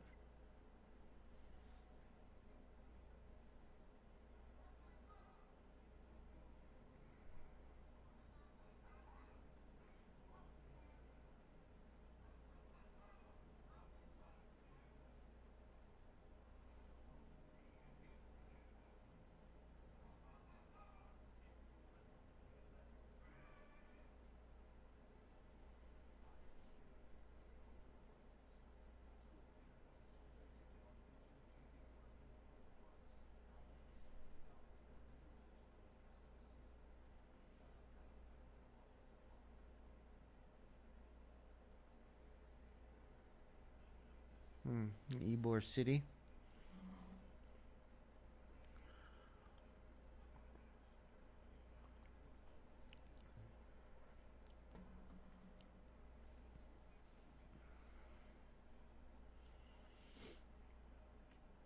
So with the holding penalty against the Bucks, they're going to start at the 10.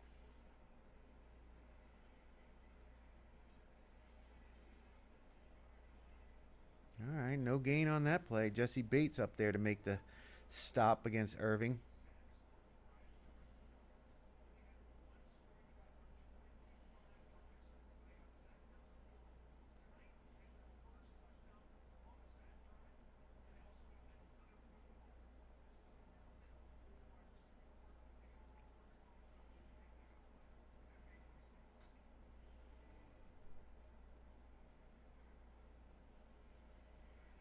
5 wide for the Bucks at the 10-yard line.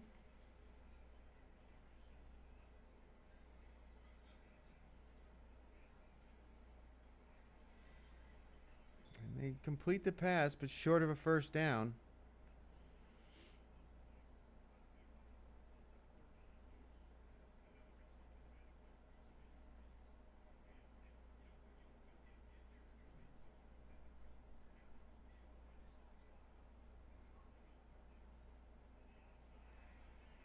Oh, he got the first down. Damn. He got hit behind the line of scrimmage, but he had enough forward momentum to push past the first down marker. Damn.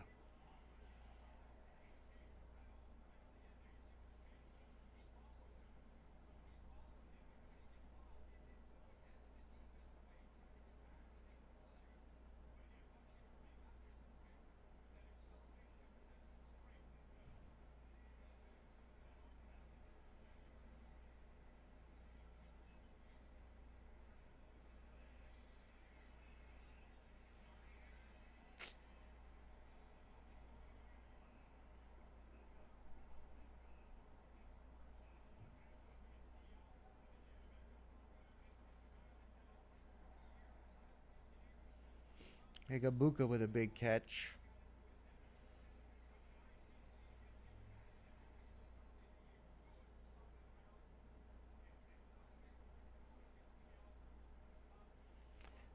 Good throw by Baker. It was just outside of the reach of the DB.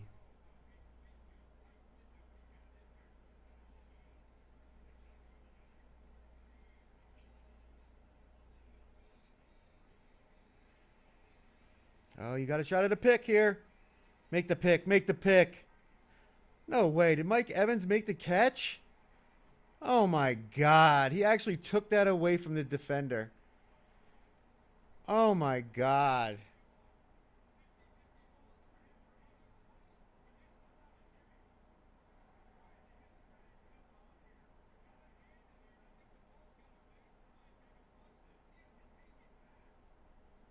He actually just mossed him, and this dude... Are you kidding me, Bryant? You're... Wow.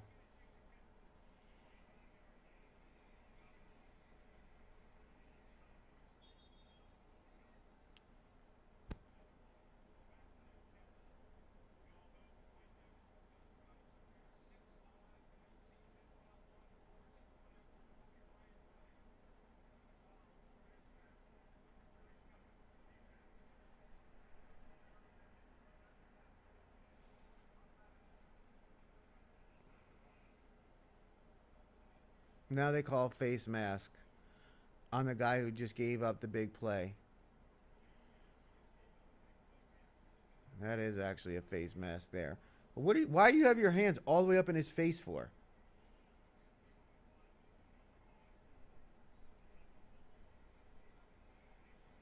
So instead of second and goal, now they get half the distance to the goal and an automatic first down. Just give them the touchdown. Oh, they get the sack on Bayfield.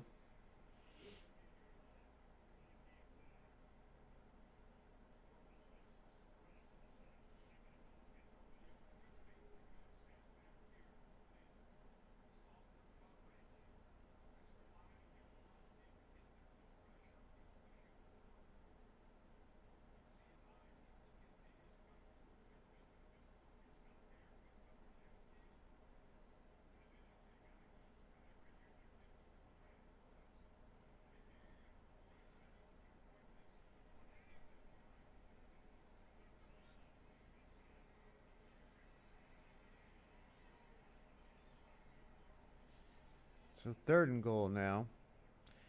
After the incompletion, they tried to run a wheel route to Irving.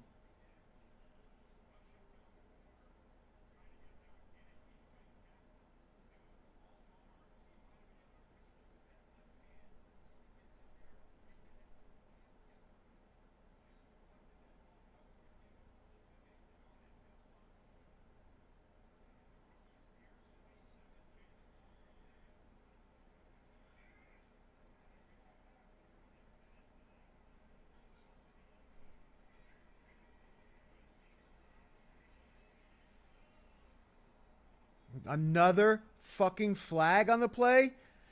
How many third down conversions are they going to give this fucking team on penalties?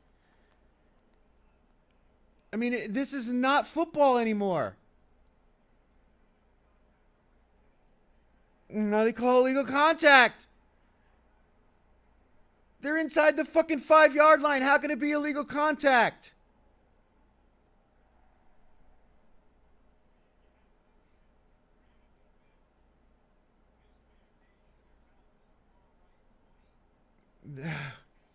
That is every single play. Mike Evans literally runs into him.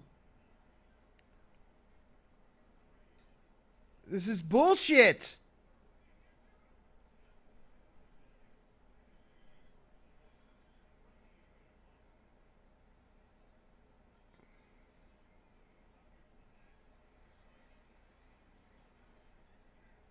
And another fucking penalty flag.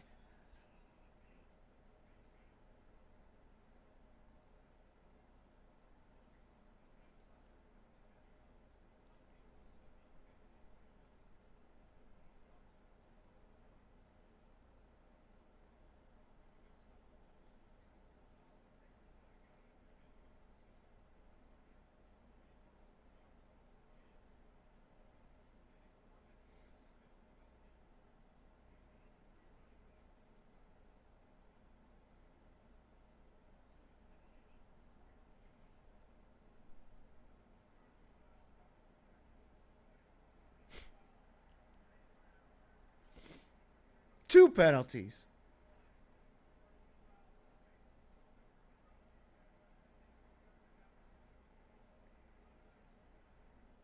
Both by the same guy.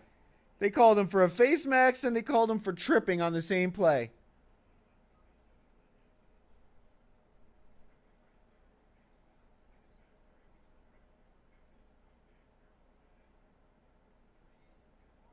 The face mask, yeah, but the tripping? He's fucking falling down. These refs absolutely suck.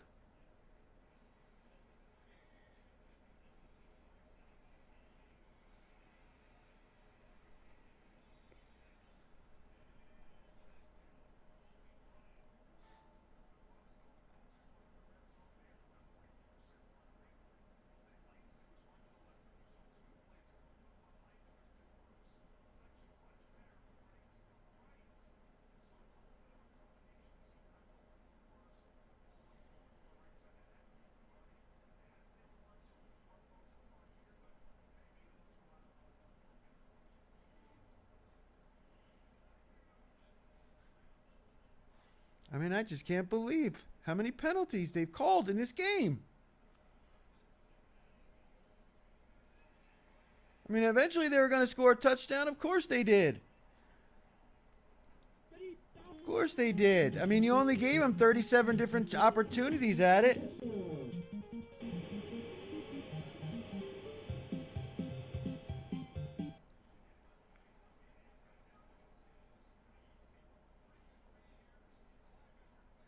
I mean, how many fucking free first downs did they get on that drive?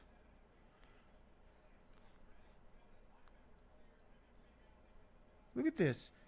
6 first downs by penalty. 6!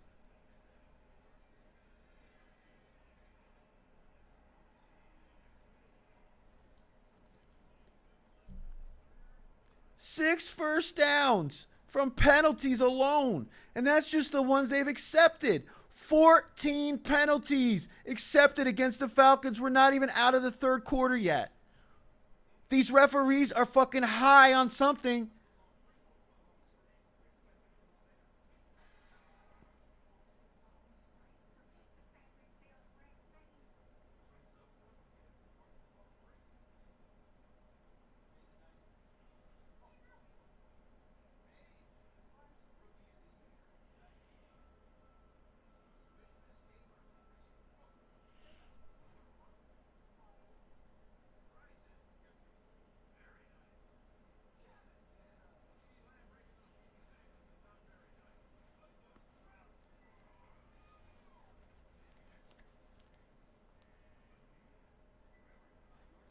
I don't.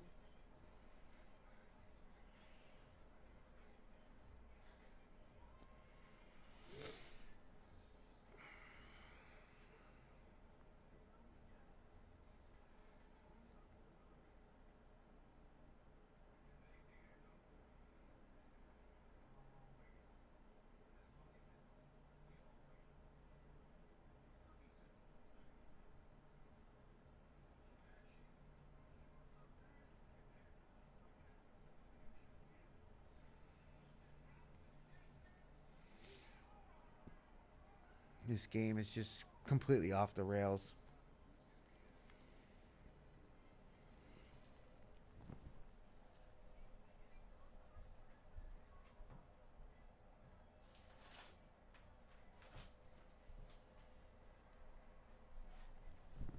The Falcons would probably be leading by like 10 points, if not more, if not for the amount of penalties they've had called on them this game.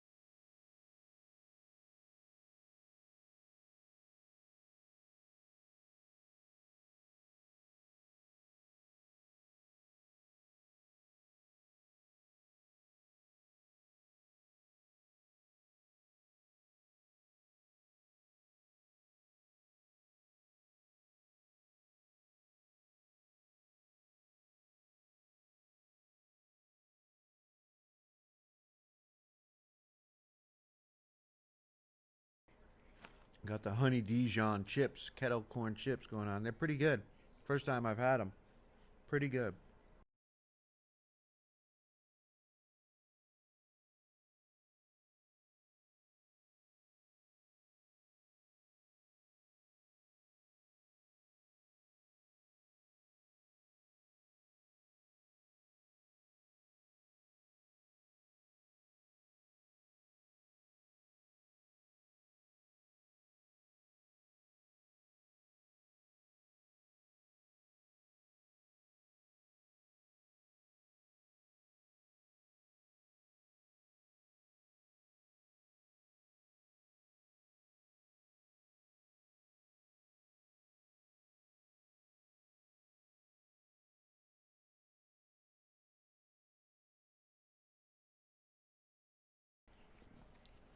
And of course, Kirk Cousins comes out, nearly throws an interception on the first play of the drive.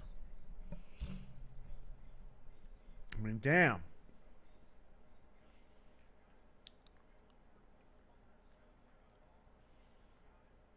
Of course, it's a 6-point lead. We're plus 5.5.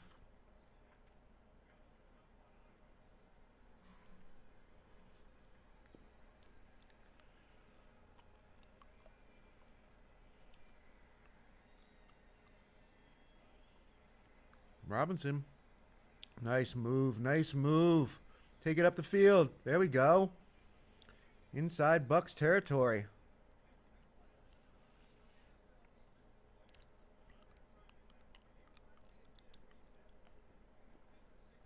He's just so shifty on that little out, the dump off to the receiver, that guy that has to come up and make the tackle.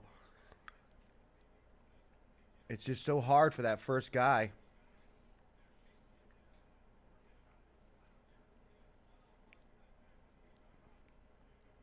He's so good at that. And ranks second in the league in yak.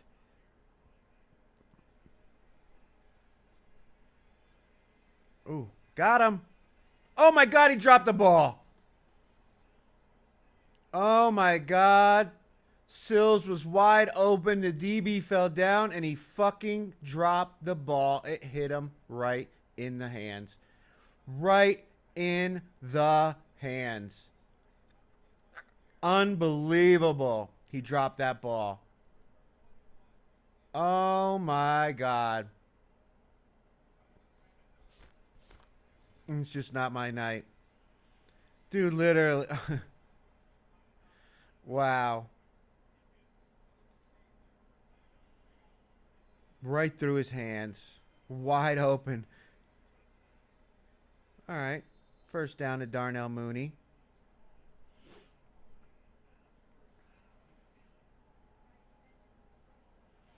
Man, I don't know if he would have made it into the end zone, but boy, that was a tough one there. Sills dropped it. Oh, McCullum going into the locker room. He's out for the game. So the Bucks without one of their good defensive backs.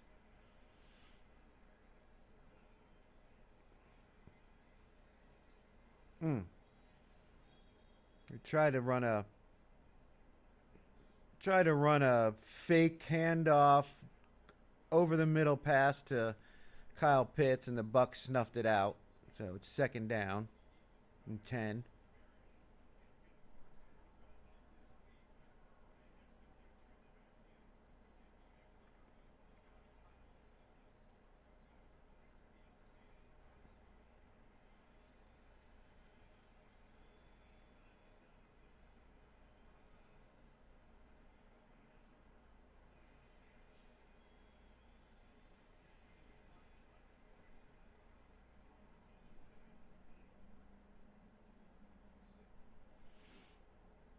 You had Algier standing there.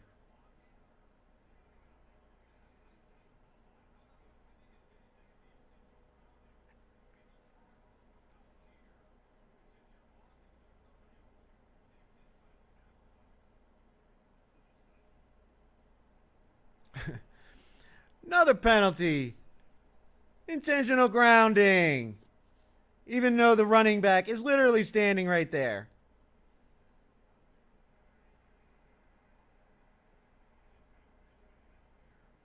Even though the running back is right there. Even though he gets smashed in the face. No hands to the face on that defender, though. No hands to the face on that defender, though. They called how many face masks on Atlanta today? But I guess that guy, that particular ref, isn't watching the face mask of the quarterback. He's not watching the head or neck area, you know, the area that they're supposed to protect, since he just got smacked in the face. Incredible.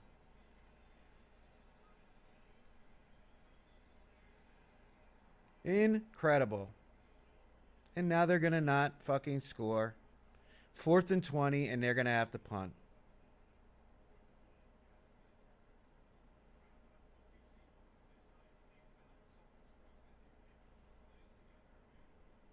I mean, where's the hands to the face? How many penalties have they called on Atlanta today for their hands being up near the face mask? And when our quarterback, the quarterback for the Falcons, gets smacked right in the face by the defender as he's releasing the ball, no penalty.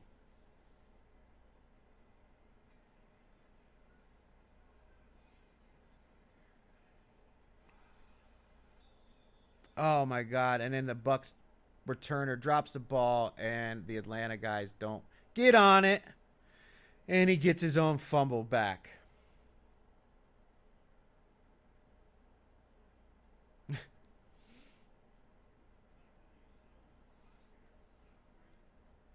Well, yeah, let's show that Sills drop again, just to add insult to injury.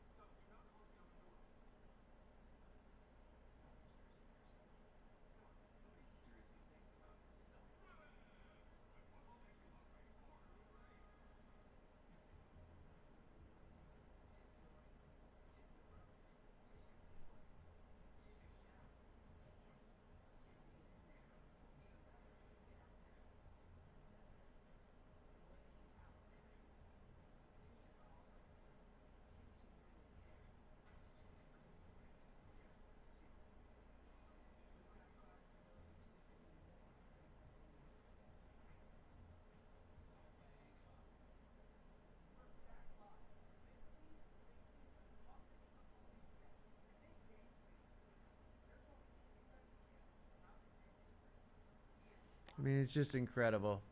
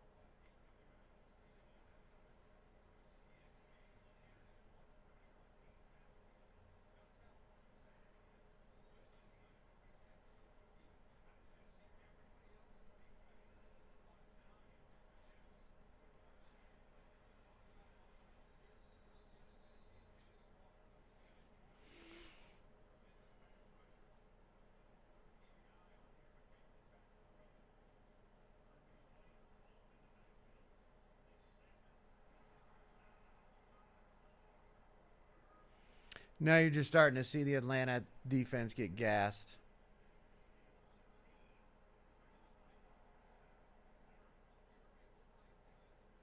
You know, they're sitting on the sidelines watching their offense just piss down their fucking leg on every drive because they can't do the fundamental things right, like stay on sides, know what the snap count is. And in the defense, you know, they can't stop committing penalties, I guess. I mean, every other play, it's a face mask, a pass interference, illegal contact. I mean, I don't. I guess they're. I don't know. Maybe the refs like can't see the creamsicle uniforms. They can only see the black uniform because they're colorblind. So like, I don't know. Maybe they just can't see the creamsicle players when they commit penalties. Because it's been really one-sided. You can't tell me that they've been able to call this many penalties on Atlanta and so few on the Bucks. Get him. Nice. Strip him. Are they going to call roughing or something because he actually tackled the quarterback? Atlanta brings the blitz and gets a sack on Baker. Going to make it 3rd and long here. I'm sure they'll find a way to give the Bucks an automatic first down.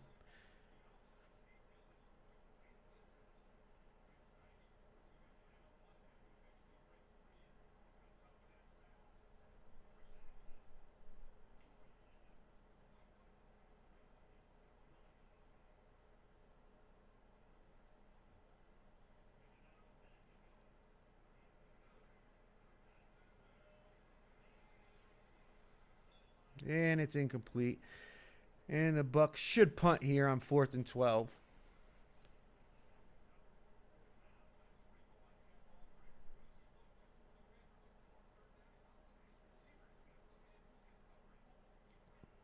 Can we get a special teams play somewhere in this game for Atlanta? I don't think they've had very many.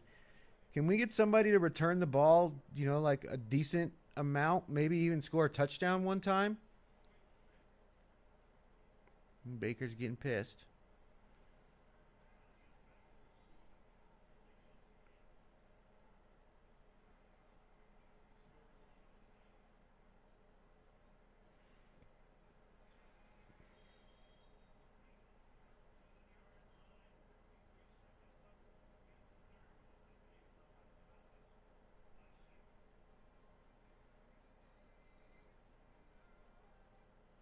You know how they have like the mandatory like questions that have to be answered by these coaches as they go out for the first half and the second half, or when they're going into halftime, they're obligated, I guess, to meet with the media. They should make the refs obligated to meet with the media before the games. And they should have to explain exactly what that is that they're trying to emphasize in the game, because they're clearly going after something, because it seems like all they want to do is call these penalties on Atlanta.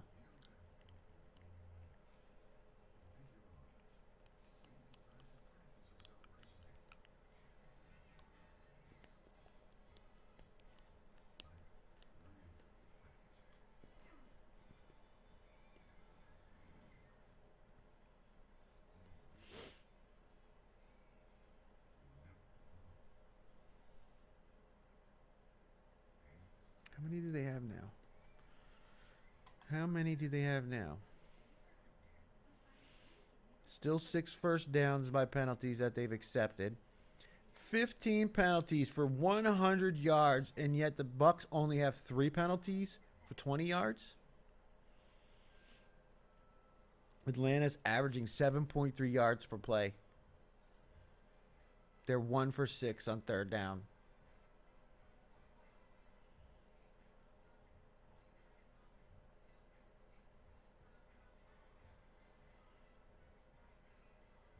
Unreal.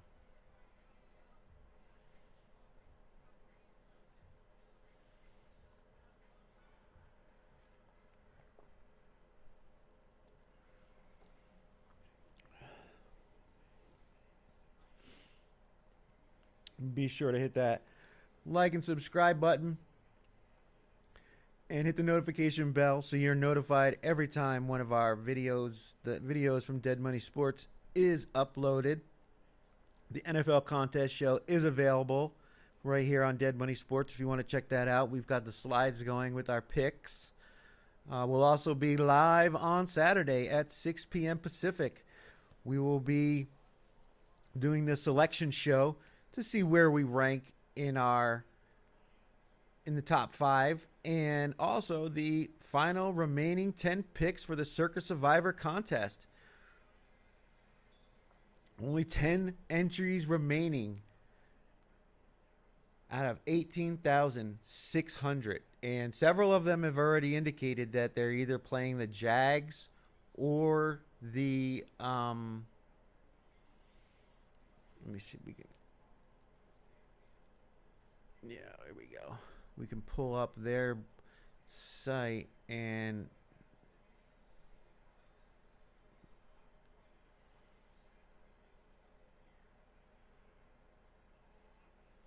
yeah, they're taking Jacksonville.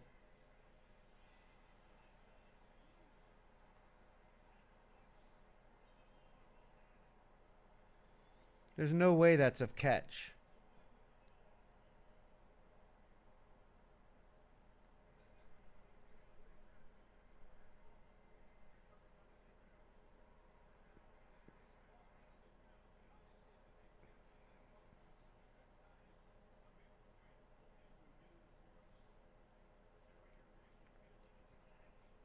He didn't complete the process of making a football move with the ball.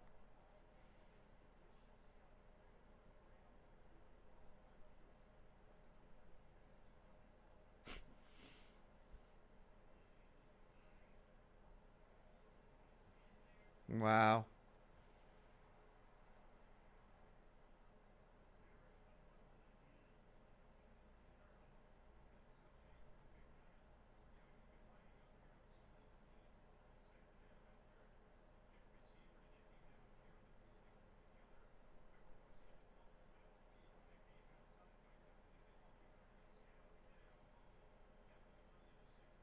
Bijan Robinson with the fumble, and now the Bucks have the ball at the 20-yard line or whatever it is. I mean, he just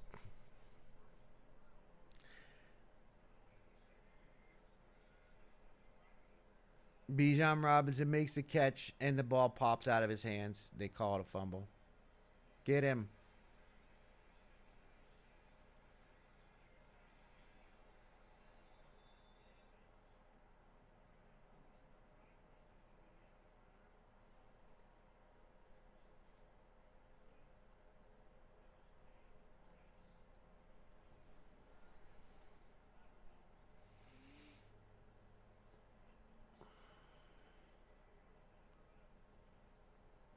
Yeah, here we go. In the last 2 hours, here we go. In the last 2 hours, owners of the following entries have openly announced their Circa Survivor entries. 10 people left. And here we go. We've got Eagles, Jags, Jags, Eagles, Jags, and one on the 49ers. And then we've got a couple of people who haven't made public what their selection is going to be. But so it looks like the Jags and the Eagles are going to be the two teams that people will be sweating this week. The final 10 entries of the Circa Survivor contest, after they're started with 18,600 plus, we are down to 10 entries with only, what is there, there's 5 more weeks to go because of the double Christmas week,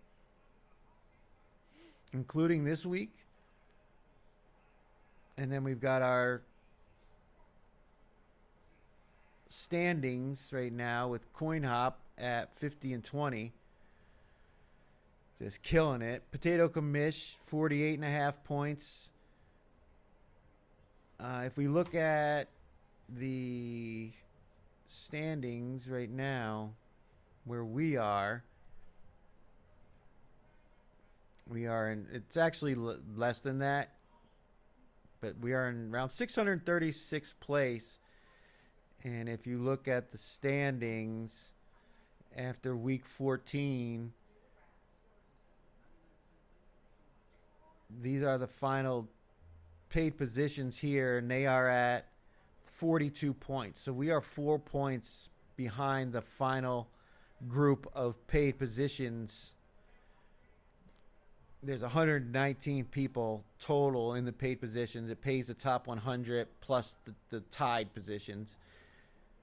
But 42 points. We are 4 points out. And that fumble by the Falcons is not not helping the situation when we've got Atlanta plus 5.5. Sucks. Here we've got the leaders. Coin Hop again at 50 points. And then Potato Commish, Bruiser,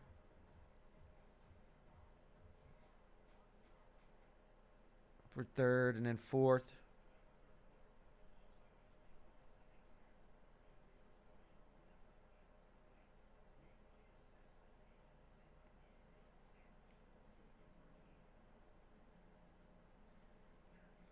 How is that a catch? Replay assist comes in and says it's a catch?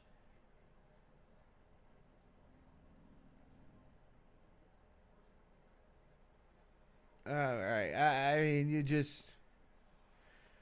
At some point, it's just a comedy show.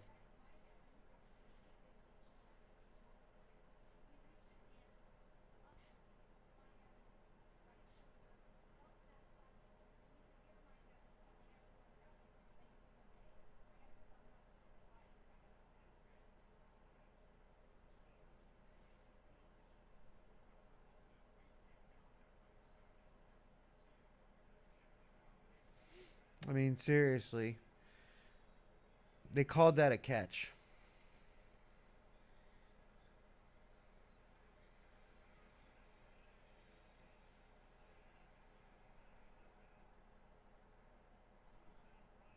Yeah, but that's not unsportsmanlike on Mike Evans, right?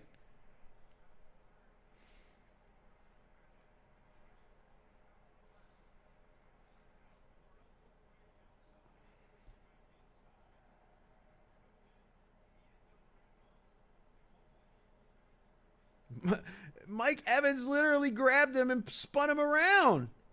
And then he runs up and starts talking shit to him. But you don't call that penalty? Come on, man. You can't tell me these refs aren't in the bag for the fucking Bucks. You can't tell me they're not in the bag for the Bucks. I've never seen this many penalties called on one team by the same group of refs in one game before. Never.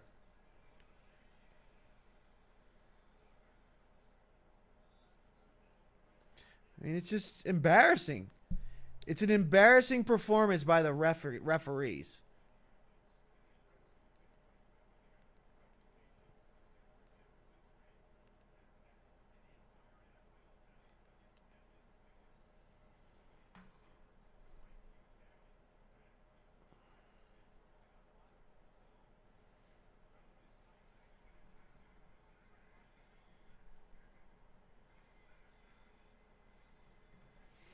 It's just a joke, man.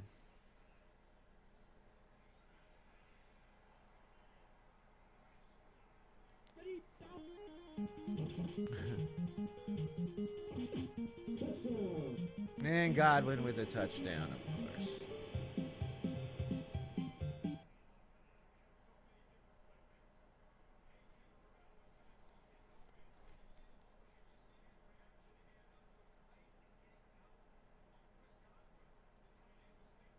The same guy who's been called for multiple pass interference calls now gets called for or gets caught sleeping, standing there while his guy just runs right by him. This 2-point conversion is going to be huge because if somehow Atlanta is able to go down and score a touchdown, it would at least get within the number. But if they score this 2-point conversion, then we're fucked.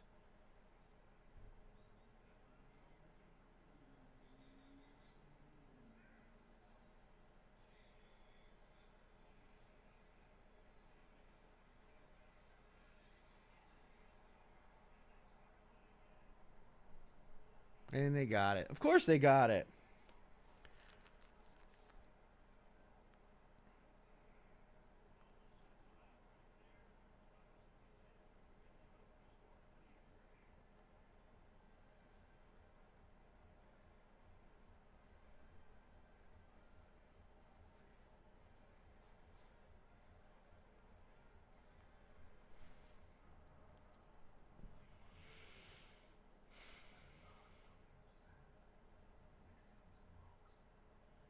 Sixteen penalties, 110 yards, 7 first downs on penalties. Seven first downs on penalties that they've accepted. 16 accepted penalties in this game against Atlanta. Raheem Morris should be fired for this. I mean, seriously, he should be fired for this. It's a joke. The fact that this is his team and this is the undisciplined Falcons that we're getting, he should honestly just be fired. I don't like him as a head coach anyway, but this is just grounds for firing him.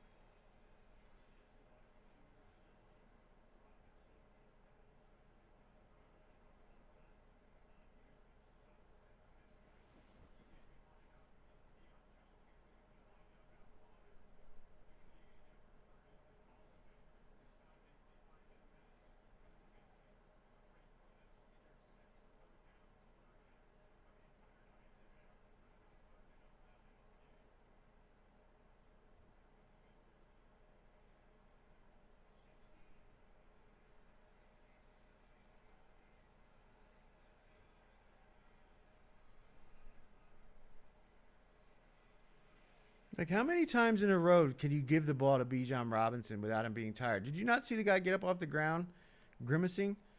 Like, damn.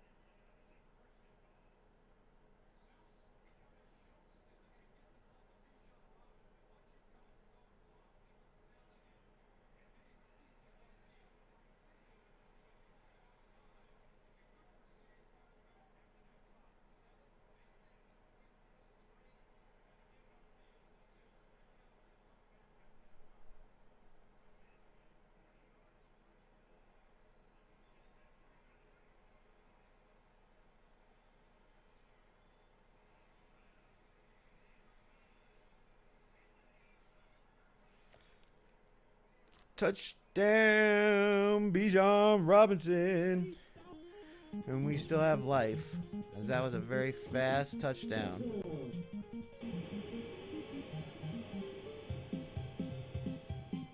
Will they go for two early? I doubt it. Not this early in the fourth quarter.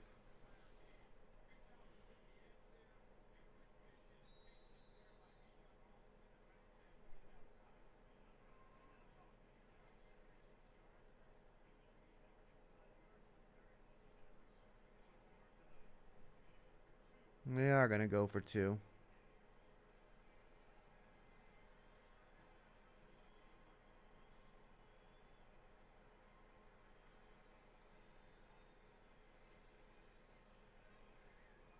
And they don't get it.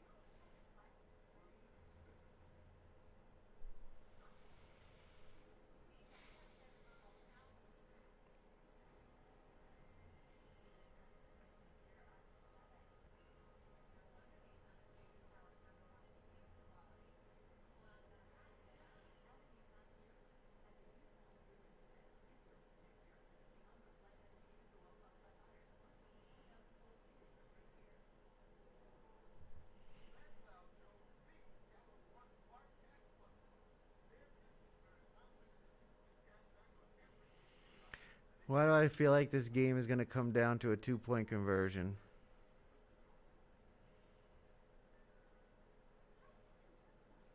And I'll be honest with you, if Atlanta scores a late touchdown, I almost want them not to get the 2-point conversion. That way I can cover the spread and they continue to get a better draft position because we need a quarterback because Penix ain't it.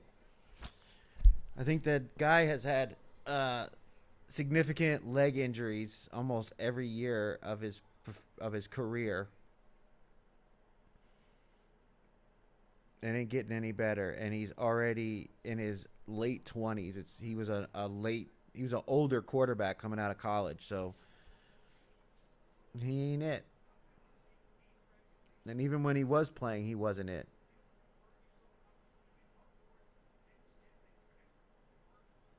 I still couldn't believe they drafted him right after paying Kirk Cousins all that money. It just didn't make any sense.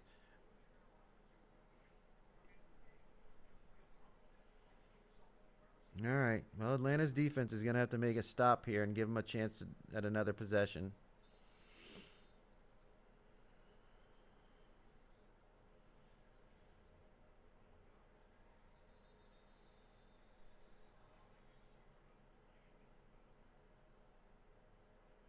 And Gonzalez just completely botches the kick. Kicks a worm burner. And the Tampa Bay guy has to move out of the way of the ball.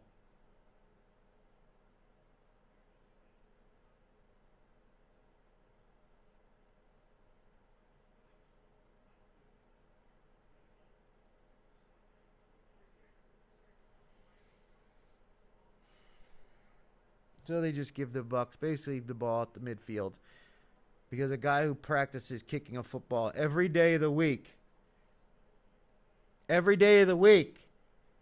practices kicking the ball. Can't kick the ball when it actually matters. Every day of the week, he practices kicking a football. He's been kicking a football for years and years and years, but when it matters most, he can't do the most basic, fundamental aspect of his job. Kick the ball. All right.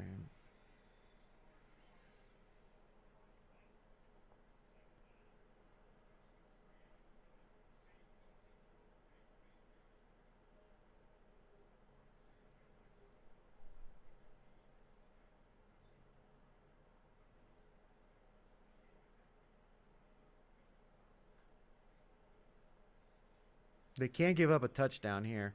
At minimum, they got to hold them to a field goal, but it'd be nice if they get the ball back, not give up any points.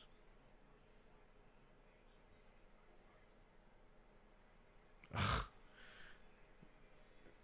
Dude, just now there's another fucking flag.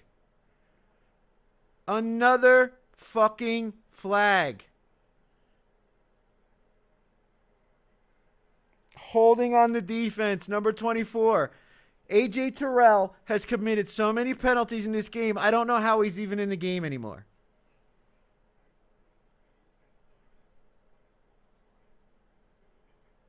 This is what a guy looks like who's not involved in a winning organization, so he doesn't care. You can't commit this many penalties in one game and actually give a shit about your job.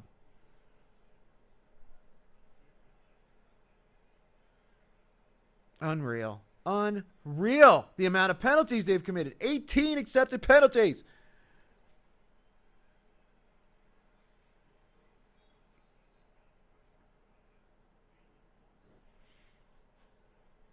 Maybe 19.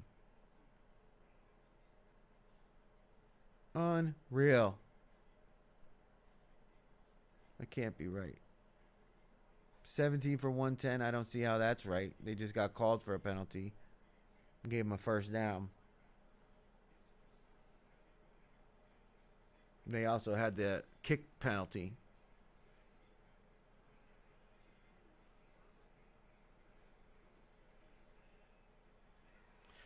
D. Alford with the interception. Oh, my goodness. Oh, my goodness. Baker way underthrew Mike Evans on an out route. And D. Alford with the interception. And the Falcons get the ball back down by 8.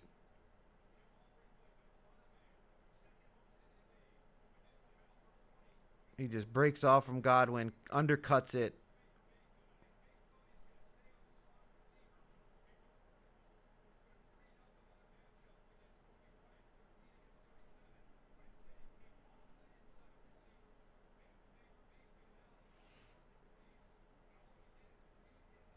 Well, the ball tweaked in his arm when he hit the ground, so they might call it an incomplete pass, because the ball moved a fraction of a fucking arm hair.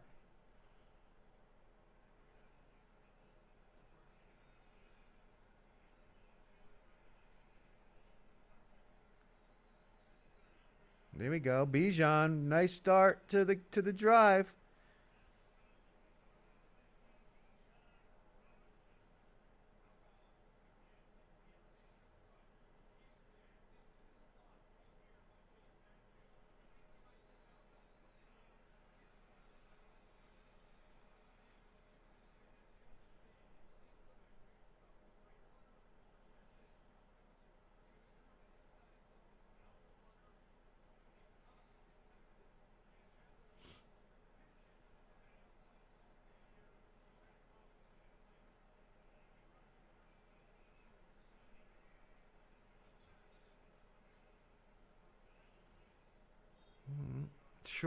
Short gain by Bijan on second down. I mean, on first down.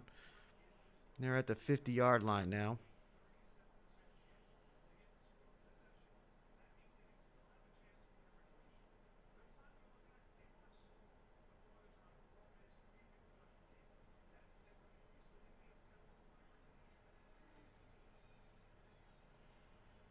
Falcons go 5 wide again.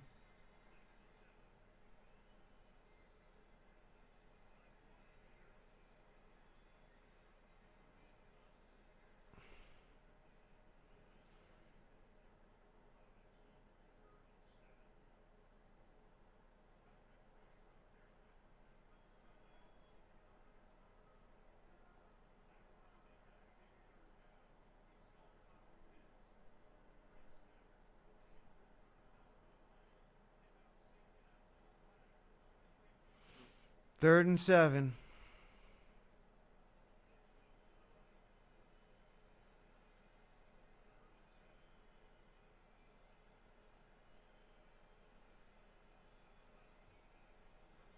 Bucks come with the blitz. Kirk Cousins over the middle. Kyle Pitts with the catch and the first down. Nice. Bucks brought the heat on that one. Kyle Pitts is able to make a hand catch over the middle. Keep this drive alive.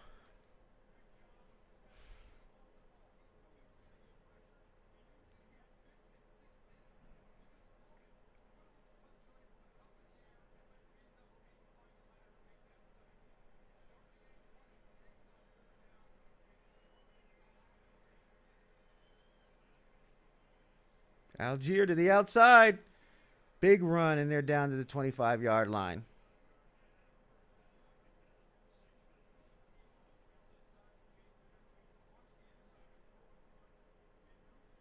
Yeah, they're running the ball really good over the left side behind Matthews and Bergeron, I mean. Matthews, who committed a bunch of penalties early in the game, trying to make up for it now here in the fourth quarter. 2 big runs right behind him.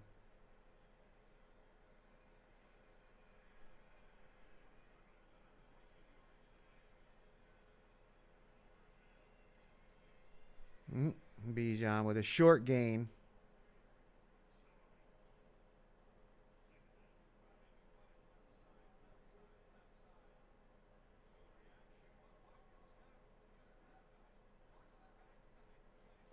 I mean, they had all their guys up in the box there. You got an audible to a pass on that.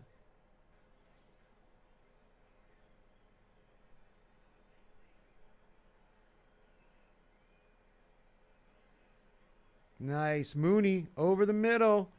Oh, and he fumbles the fucking ball.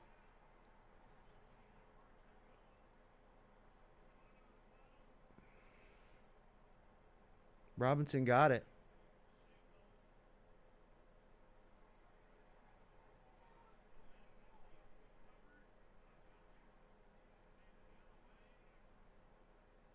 They're calling it Atlanta ball. Wow, somehow they got it back. There he goes, jumping in the air again. Why are you jumping in the air? Yeah, Newsel just got in there and pried it out. As all the Bucks guys were trying to grab at it, he just pried it out of there. It went right in between his legs.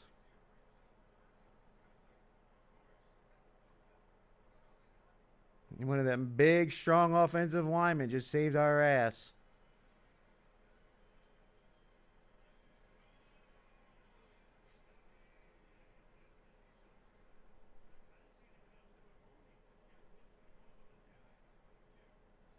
But every time I see these guys do this jump up in the air instead of going down, I mean, all it does is give the defender an opportunity to punch the ball out.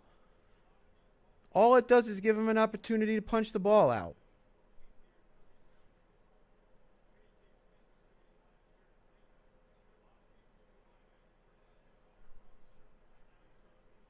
Second and goal from the 10. 7 guys at the line of scrimmage. They hand it off. Bijan up the middle. Oh, my God. Another false start. Oh, my God. Another false start.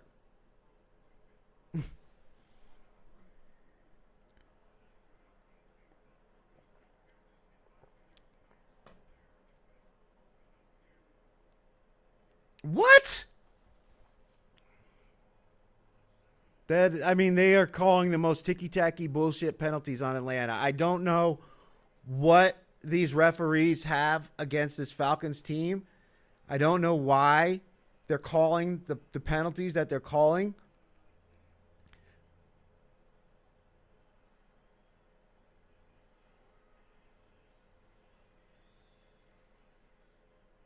Of course, they're going to get it close enough to where they're going to want to go for it on 4 downs.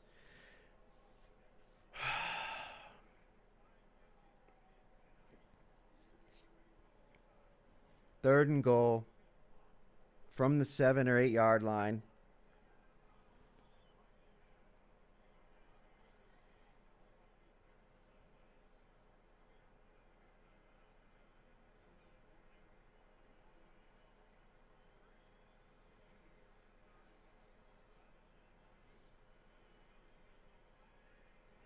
Touchdown!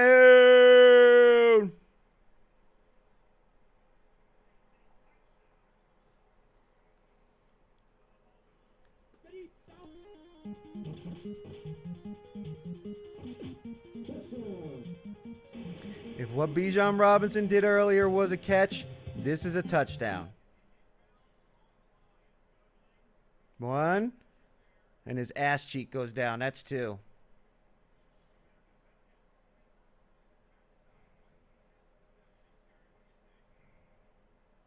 Backside.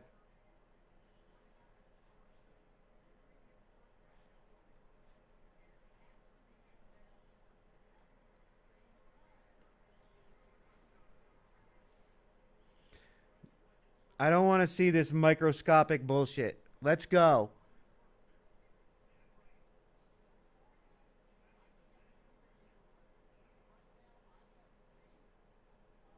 They called it a touchdown. It's a touchdown.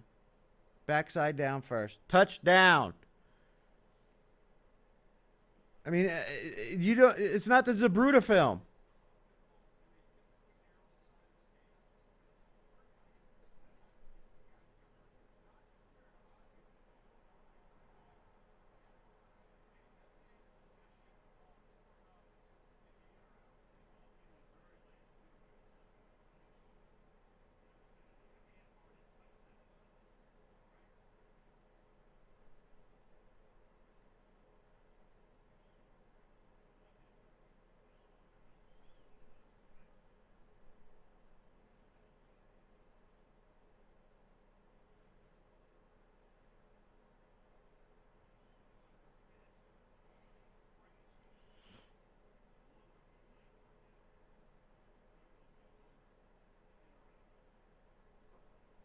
You can't. If there's no way you can fucking say that one was before the other, you called it a touchdown. It stands as a touchdown. Stands as called. Damn right. You weren't able, you couldn't determine one way or another. But now they got to go for two. Now they got to go for two.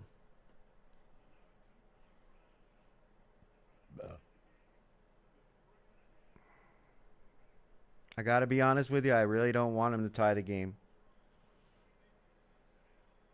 And that way Tampa Bay can just run out the clock. We continue on our way to the draft.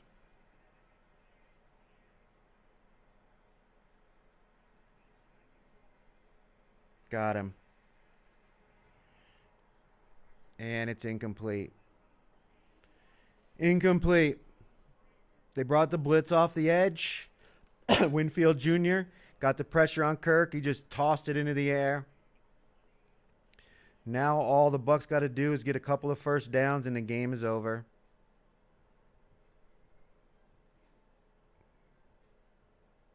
Thank you, Kyle Pitts. What's that, 3 touchdowns? Man, you better have started Kyle Pitts on your fantasy team.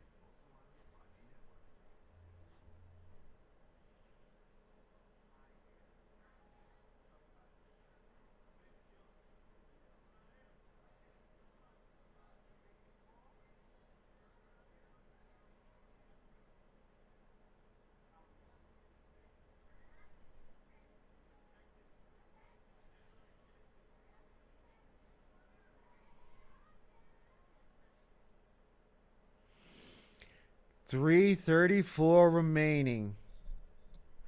Can the Bucs run out the clock?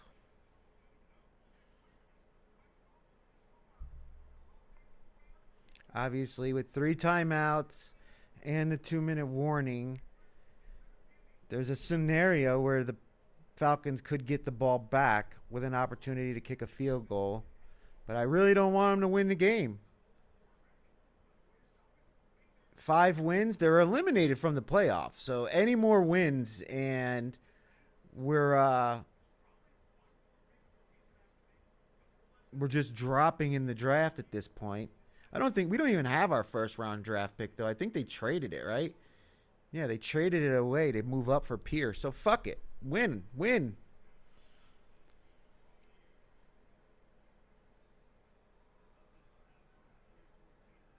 Get the ball back and kick the field goal and beat them 29-28. But whatever it is, I need this game to end in regulation. So I'm glad that the 2-point try was no good. And again, Tampa's just looking to run out the clock. They're not really looking to score here. So I don't see them taking deep shots. Todd Bowles, pretty conservative coach historically. So, yeah, here we go. Playoff probability for the Bucs. Pre-game was 70. With the win, it's 79%. With the loss, it would be 53%. Because obviously they'd be waiting on the outcome of the Panthers game.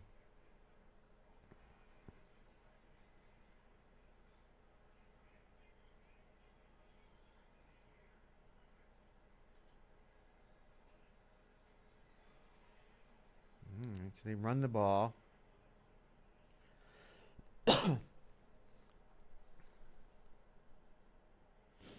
Nice gain on first down, but keeps the clock running and puts them in a position where they can get a first down and just keep that clock going. They're not using their timeouts just yet. Obviously want to wait and see where they get them, if they can get them in a down and distance situation.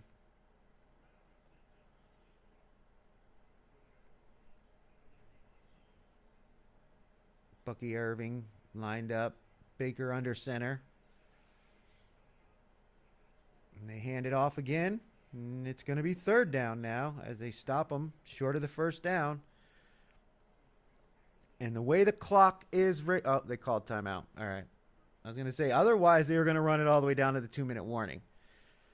So they called their first timeout. Atlanta calls their first timeout. It's going to be third and about 2 yards to go. If they get the first down, Morris will probably have to call the timeout again. Call the timeout again if they can keep them from getting first down on the next play. And then let it go down to the 2-minute warning if they don't get it on the last, get a first down on that play. And then it'll be whether or not they get the first down or have to punt the ball back inside the 2-minute warning. If they get the first down, game's over. So big play here on 3rd and 3.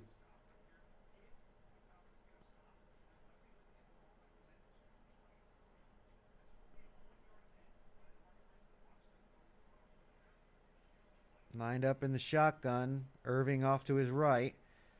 4 wide receivers set. They're bringing the heat, and they knocked it out of his hand, or did Godwin? Oh, he caught it. What a catch by Godwin, and they get the first down. Atlanta with the timeout, as I called. Not a lot of yards, though. I mean, it was just about a 3 or 4 yard catch, but enough to get the first down. Nice play, nice design, nice catch by Godwin with Alford trying to rip it out of his hands. So now they've got 1 timeout remaining. So I imagine you run the ball here, right? Make them waste that last timeout. You run it again, takes it down to the 2-minute warning, and you're going to have third down, if they don't convert, obviously, to convert the first down. And if they do that, the game is over. They can kneel it out the rest of the way. There's no way they're throwing it, right? And they don't throw it, and he gets tackled in the backfield, which makes it an even longer down and distance. Yeah, that makes it even more likely that the Falcons are going to get the ball back now. Do you want to throw it on second down here? Take the chance of giving them a free timeout? Or do you run it and make it go all the way down to the 2-minute warning?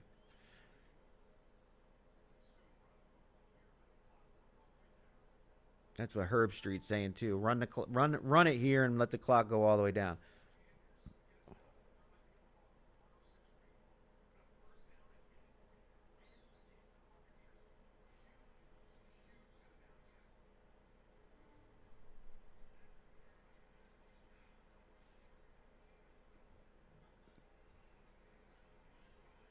Bringing the blitz.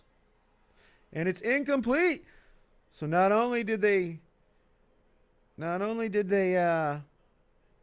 get the first down, they get a free timeout out of the deal. Now it's 2 minutes, 20 seconds, 3rd and 14. They just showed a graphic that they would have gotten the ball back with 1:06 remaining had they just run the ball and just run the ball again on 3rd down. Instead, they throw it on 2nd down. It's an incomplete pass. Now it's 3rd and 14. 2 minutes and 20 seconds remaining in the game. I think you got to run it now. Bucks call their first timeout. I think you got to run it now and at least get it down to the 2-minute warning, right? You don't want to give them the... I mean, you could throw it and complete it, obviously, but and let the clock will still run. But if it's an incomplete pass, you're looking at a clock stoppage. So that'd be another free timeout for Atlanta. Inside handoff to Bucky Irving. Irving's pulling on his stuff. He's ready to get the ball. Nope, they're throwing it. And here comes Atlanta with the blitz. Baker fumbles the ball. Oh, no, he got it back. But it's a sack. And it's still going to go down to the 2-minute warning because he was smart enough not to throw it away for an incomplete pass. But I thought they knocked the ball out of his hands there for a second. Atlanta would have had the ball right there. Oh, my goodness.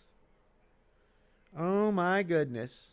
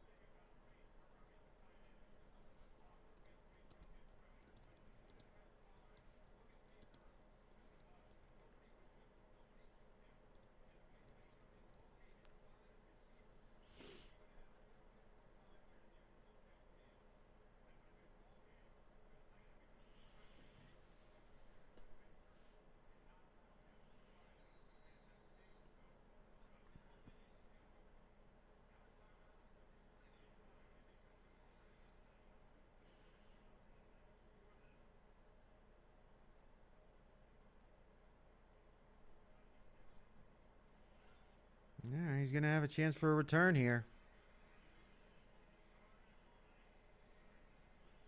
All right, they're out at the 30-yard line. Minute 49 to go. All they need is a field goal.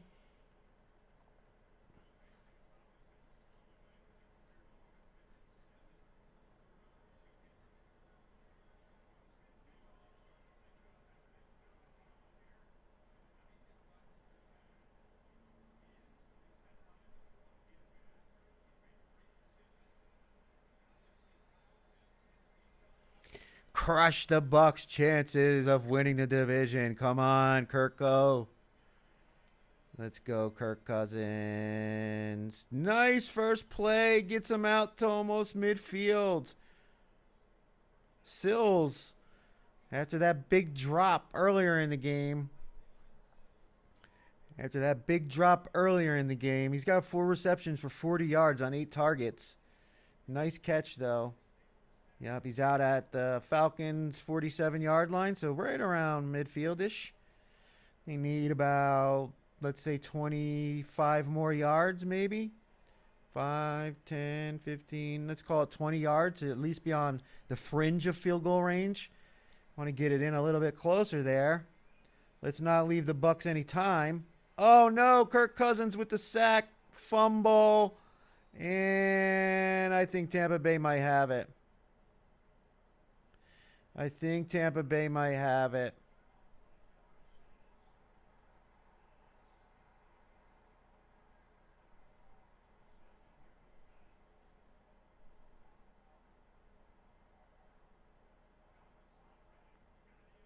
Falcons ball, they're going to have to get on the ball because the clock's going to start.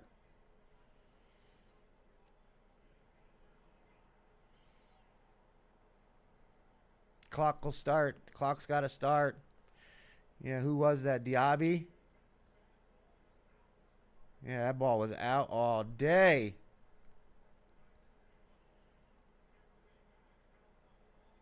Nelson. What a play. They got the ball back. The clock should have started when they set it. All right, Cousins. Incomplete. Flag on the play.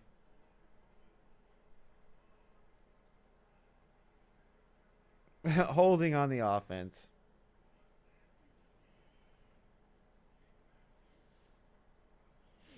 Holding on the offense. What's that? 20 penalties? It's got to be the most penalties this season.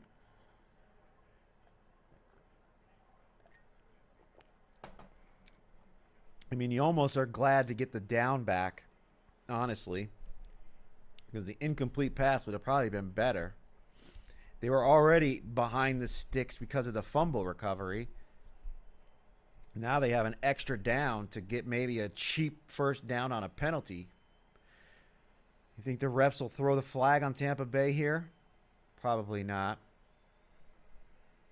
Oh, he's got him. And he short-armed it. Kirk Cousins short-armed it to Mooney. 3rd and 28. If he just throws it up and puts some air under it, that's probably a first down, maybe a touchdown. All right, 2 down territory, 3rd and 28. You got to get some big chunk back here.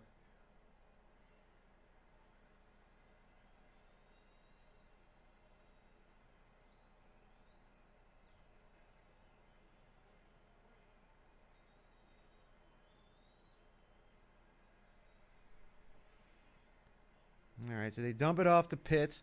Pitts makes a move. Now what is it? 4th down and 12, something like that. 4th and 14. All right. Let's see if they can make a play. I mean, you might as well not rush too much because if you don't get this, game's over. If you do get it, you can run up and clock it.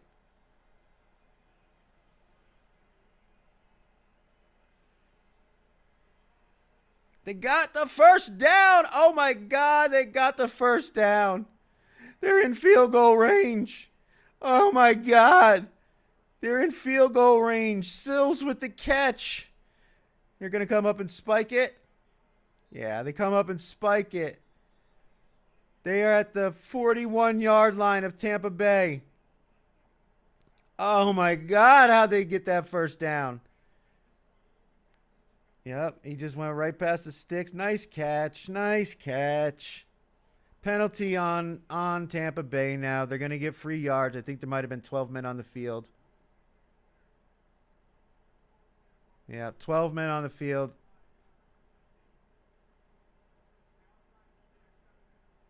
All right, so they had 2 penalties. They accept the offside penalty. That moves them even closer into field goal range now. Now, you don't have any timeouts. And it's now 2nd down, right? Or is it still 1st down because of the penalty? Yeah, it's still 1st down. So it's 1st and 5. 1st and 5 at the Bucs 31-yard line. Remember what we saw against the Mooney with the catch and out of bounds. Looked like he got the first down. Remember the play we saw with the Eagles and Chargers? It looked like the Eagles were about to win that game after the Chargers got held to a field goal in regulation. In overtime. And then the interception right at the goal line. So it's never over till it's over. But man, how'd they convert that 4th down?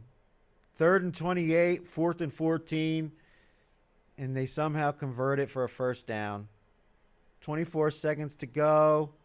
They're going to run it with Bijan, and I guess they're going to run the field goal team out after this play. And, or maybe they're going to come up and spike it now. They ran it once with Bijan. Now they're going to take it down to 3 seconds and spike the ball. Remember, if they would have committed a penalty there with a running clock, that'd have been a 10-second runoff and the game would have been over. And I wouldn't have been shocked. What do they got, 20 penalties so far this game? Now, 20 accepted penalties on the Falcons. 19 accepted penalties. There's been more than that called. Mike Evans is pissed. He came back from his collarbone. came back to try to get the Bucks into the playoffs, win another championship, maybe on his way out the door. Although I think he's still got gas in the tank. Mike Evans' career is not over yet. He's still a very good wide receiver. But he definitely came back from his injury, with the intentions of helping the Bucks win the NFC South and, get in the playoffs, get a home playoff game, and try to win another Super Bowl. And here they are on the verge of losing this game after being up by 14 points. Tampa Bay called a timeout to ice the kickers, and now we can't call back-to-back timeout, so this is it.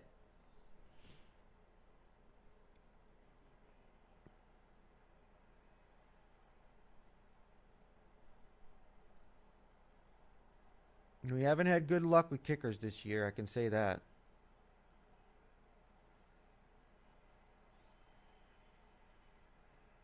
And it is good. And the Falcons pull it off, win the game 29-28, putting a big hurdle in front of the Buccaneers now. They've got to win. They've got 2 games against Carolina, but they just now moved their win probability to win the division down to 53%. The Panthers 47%. We start the week off 1-0. 1-0, baby. Going 5-0. We're getting back in this one. Thankfully, we didn't use a Thursday night game in the Circa contest and cost us submitting early. Oh, man. What a game. What a game. What a game. What a game. Well, everyone, I want to thank everybody for joining me for the stream. Join me again on Saturday at 6 p.m. Pacific for the selection show. We will be live on YouTube. The NFL contest show is available right here on Dead Money Sports, where I have my other 4 selections for the Circa Million Week 15. But we are 1-0 with the Atlanta Falcons. Good night to everybody. Take care of yourselves. I hope you won some money tonight.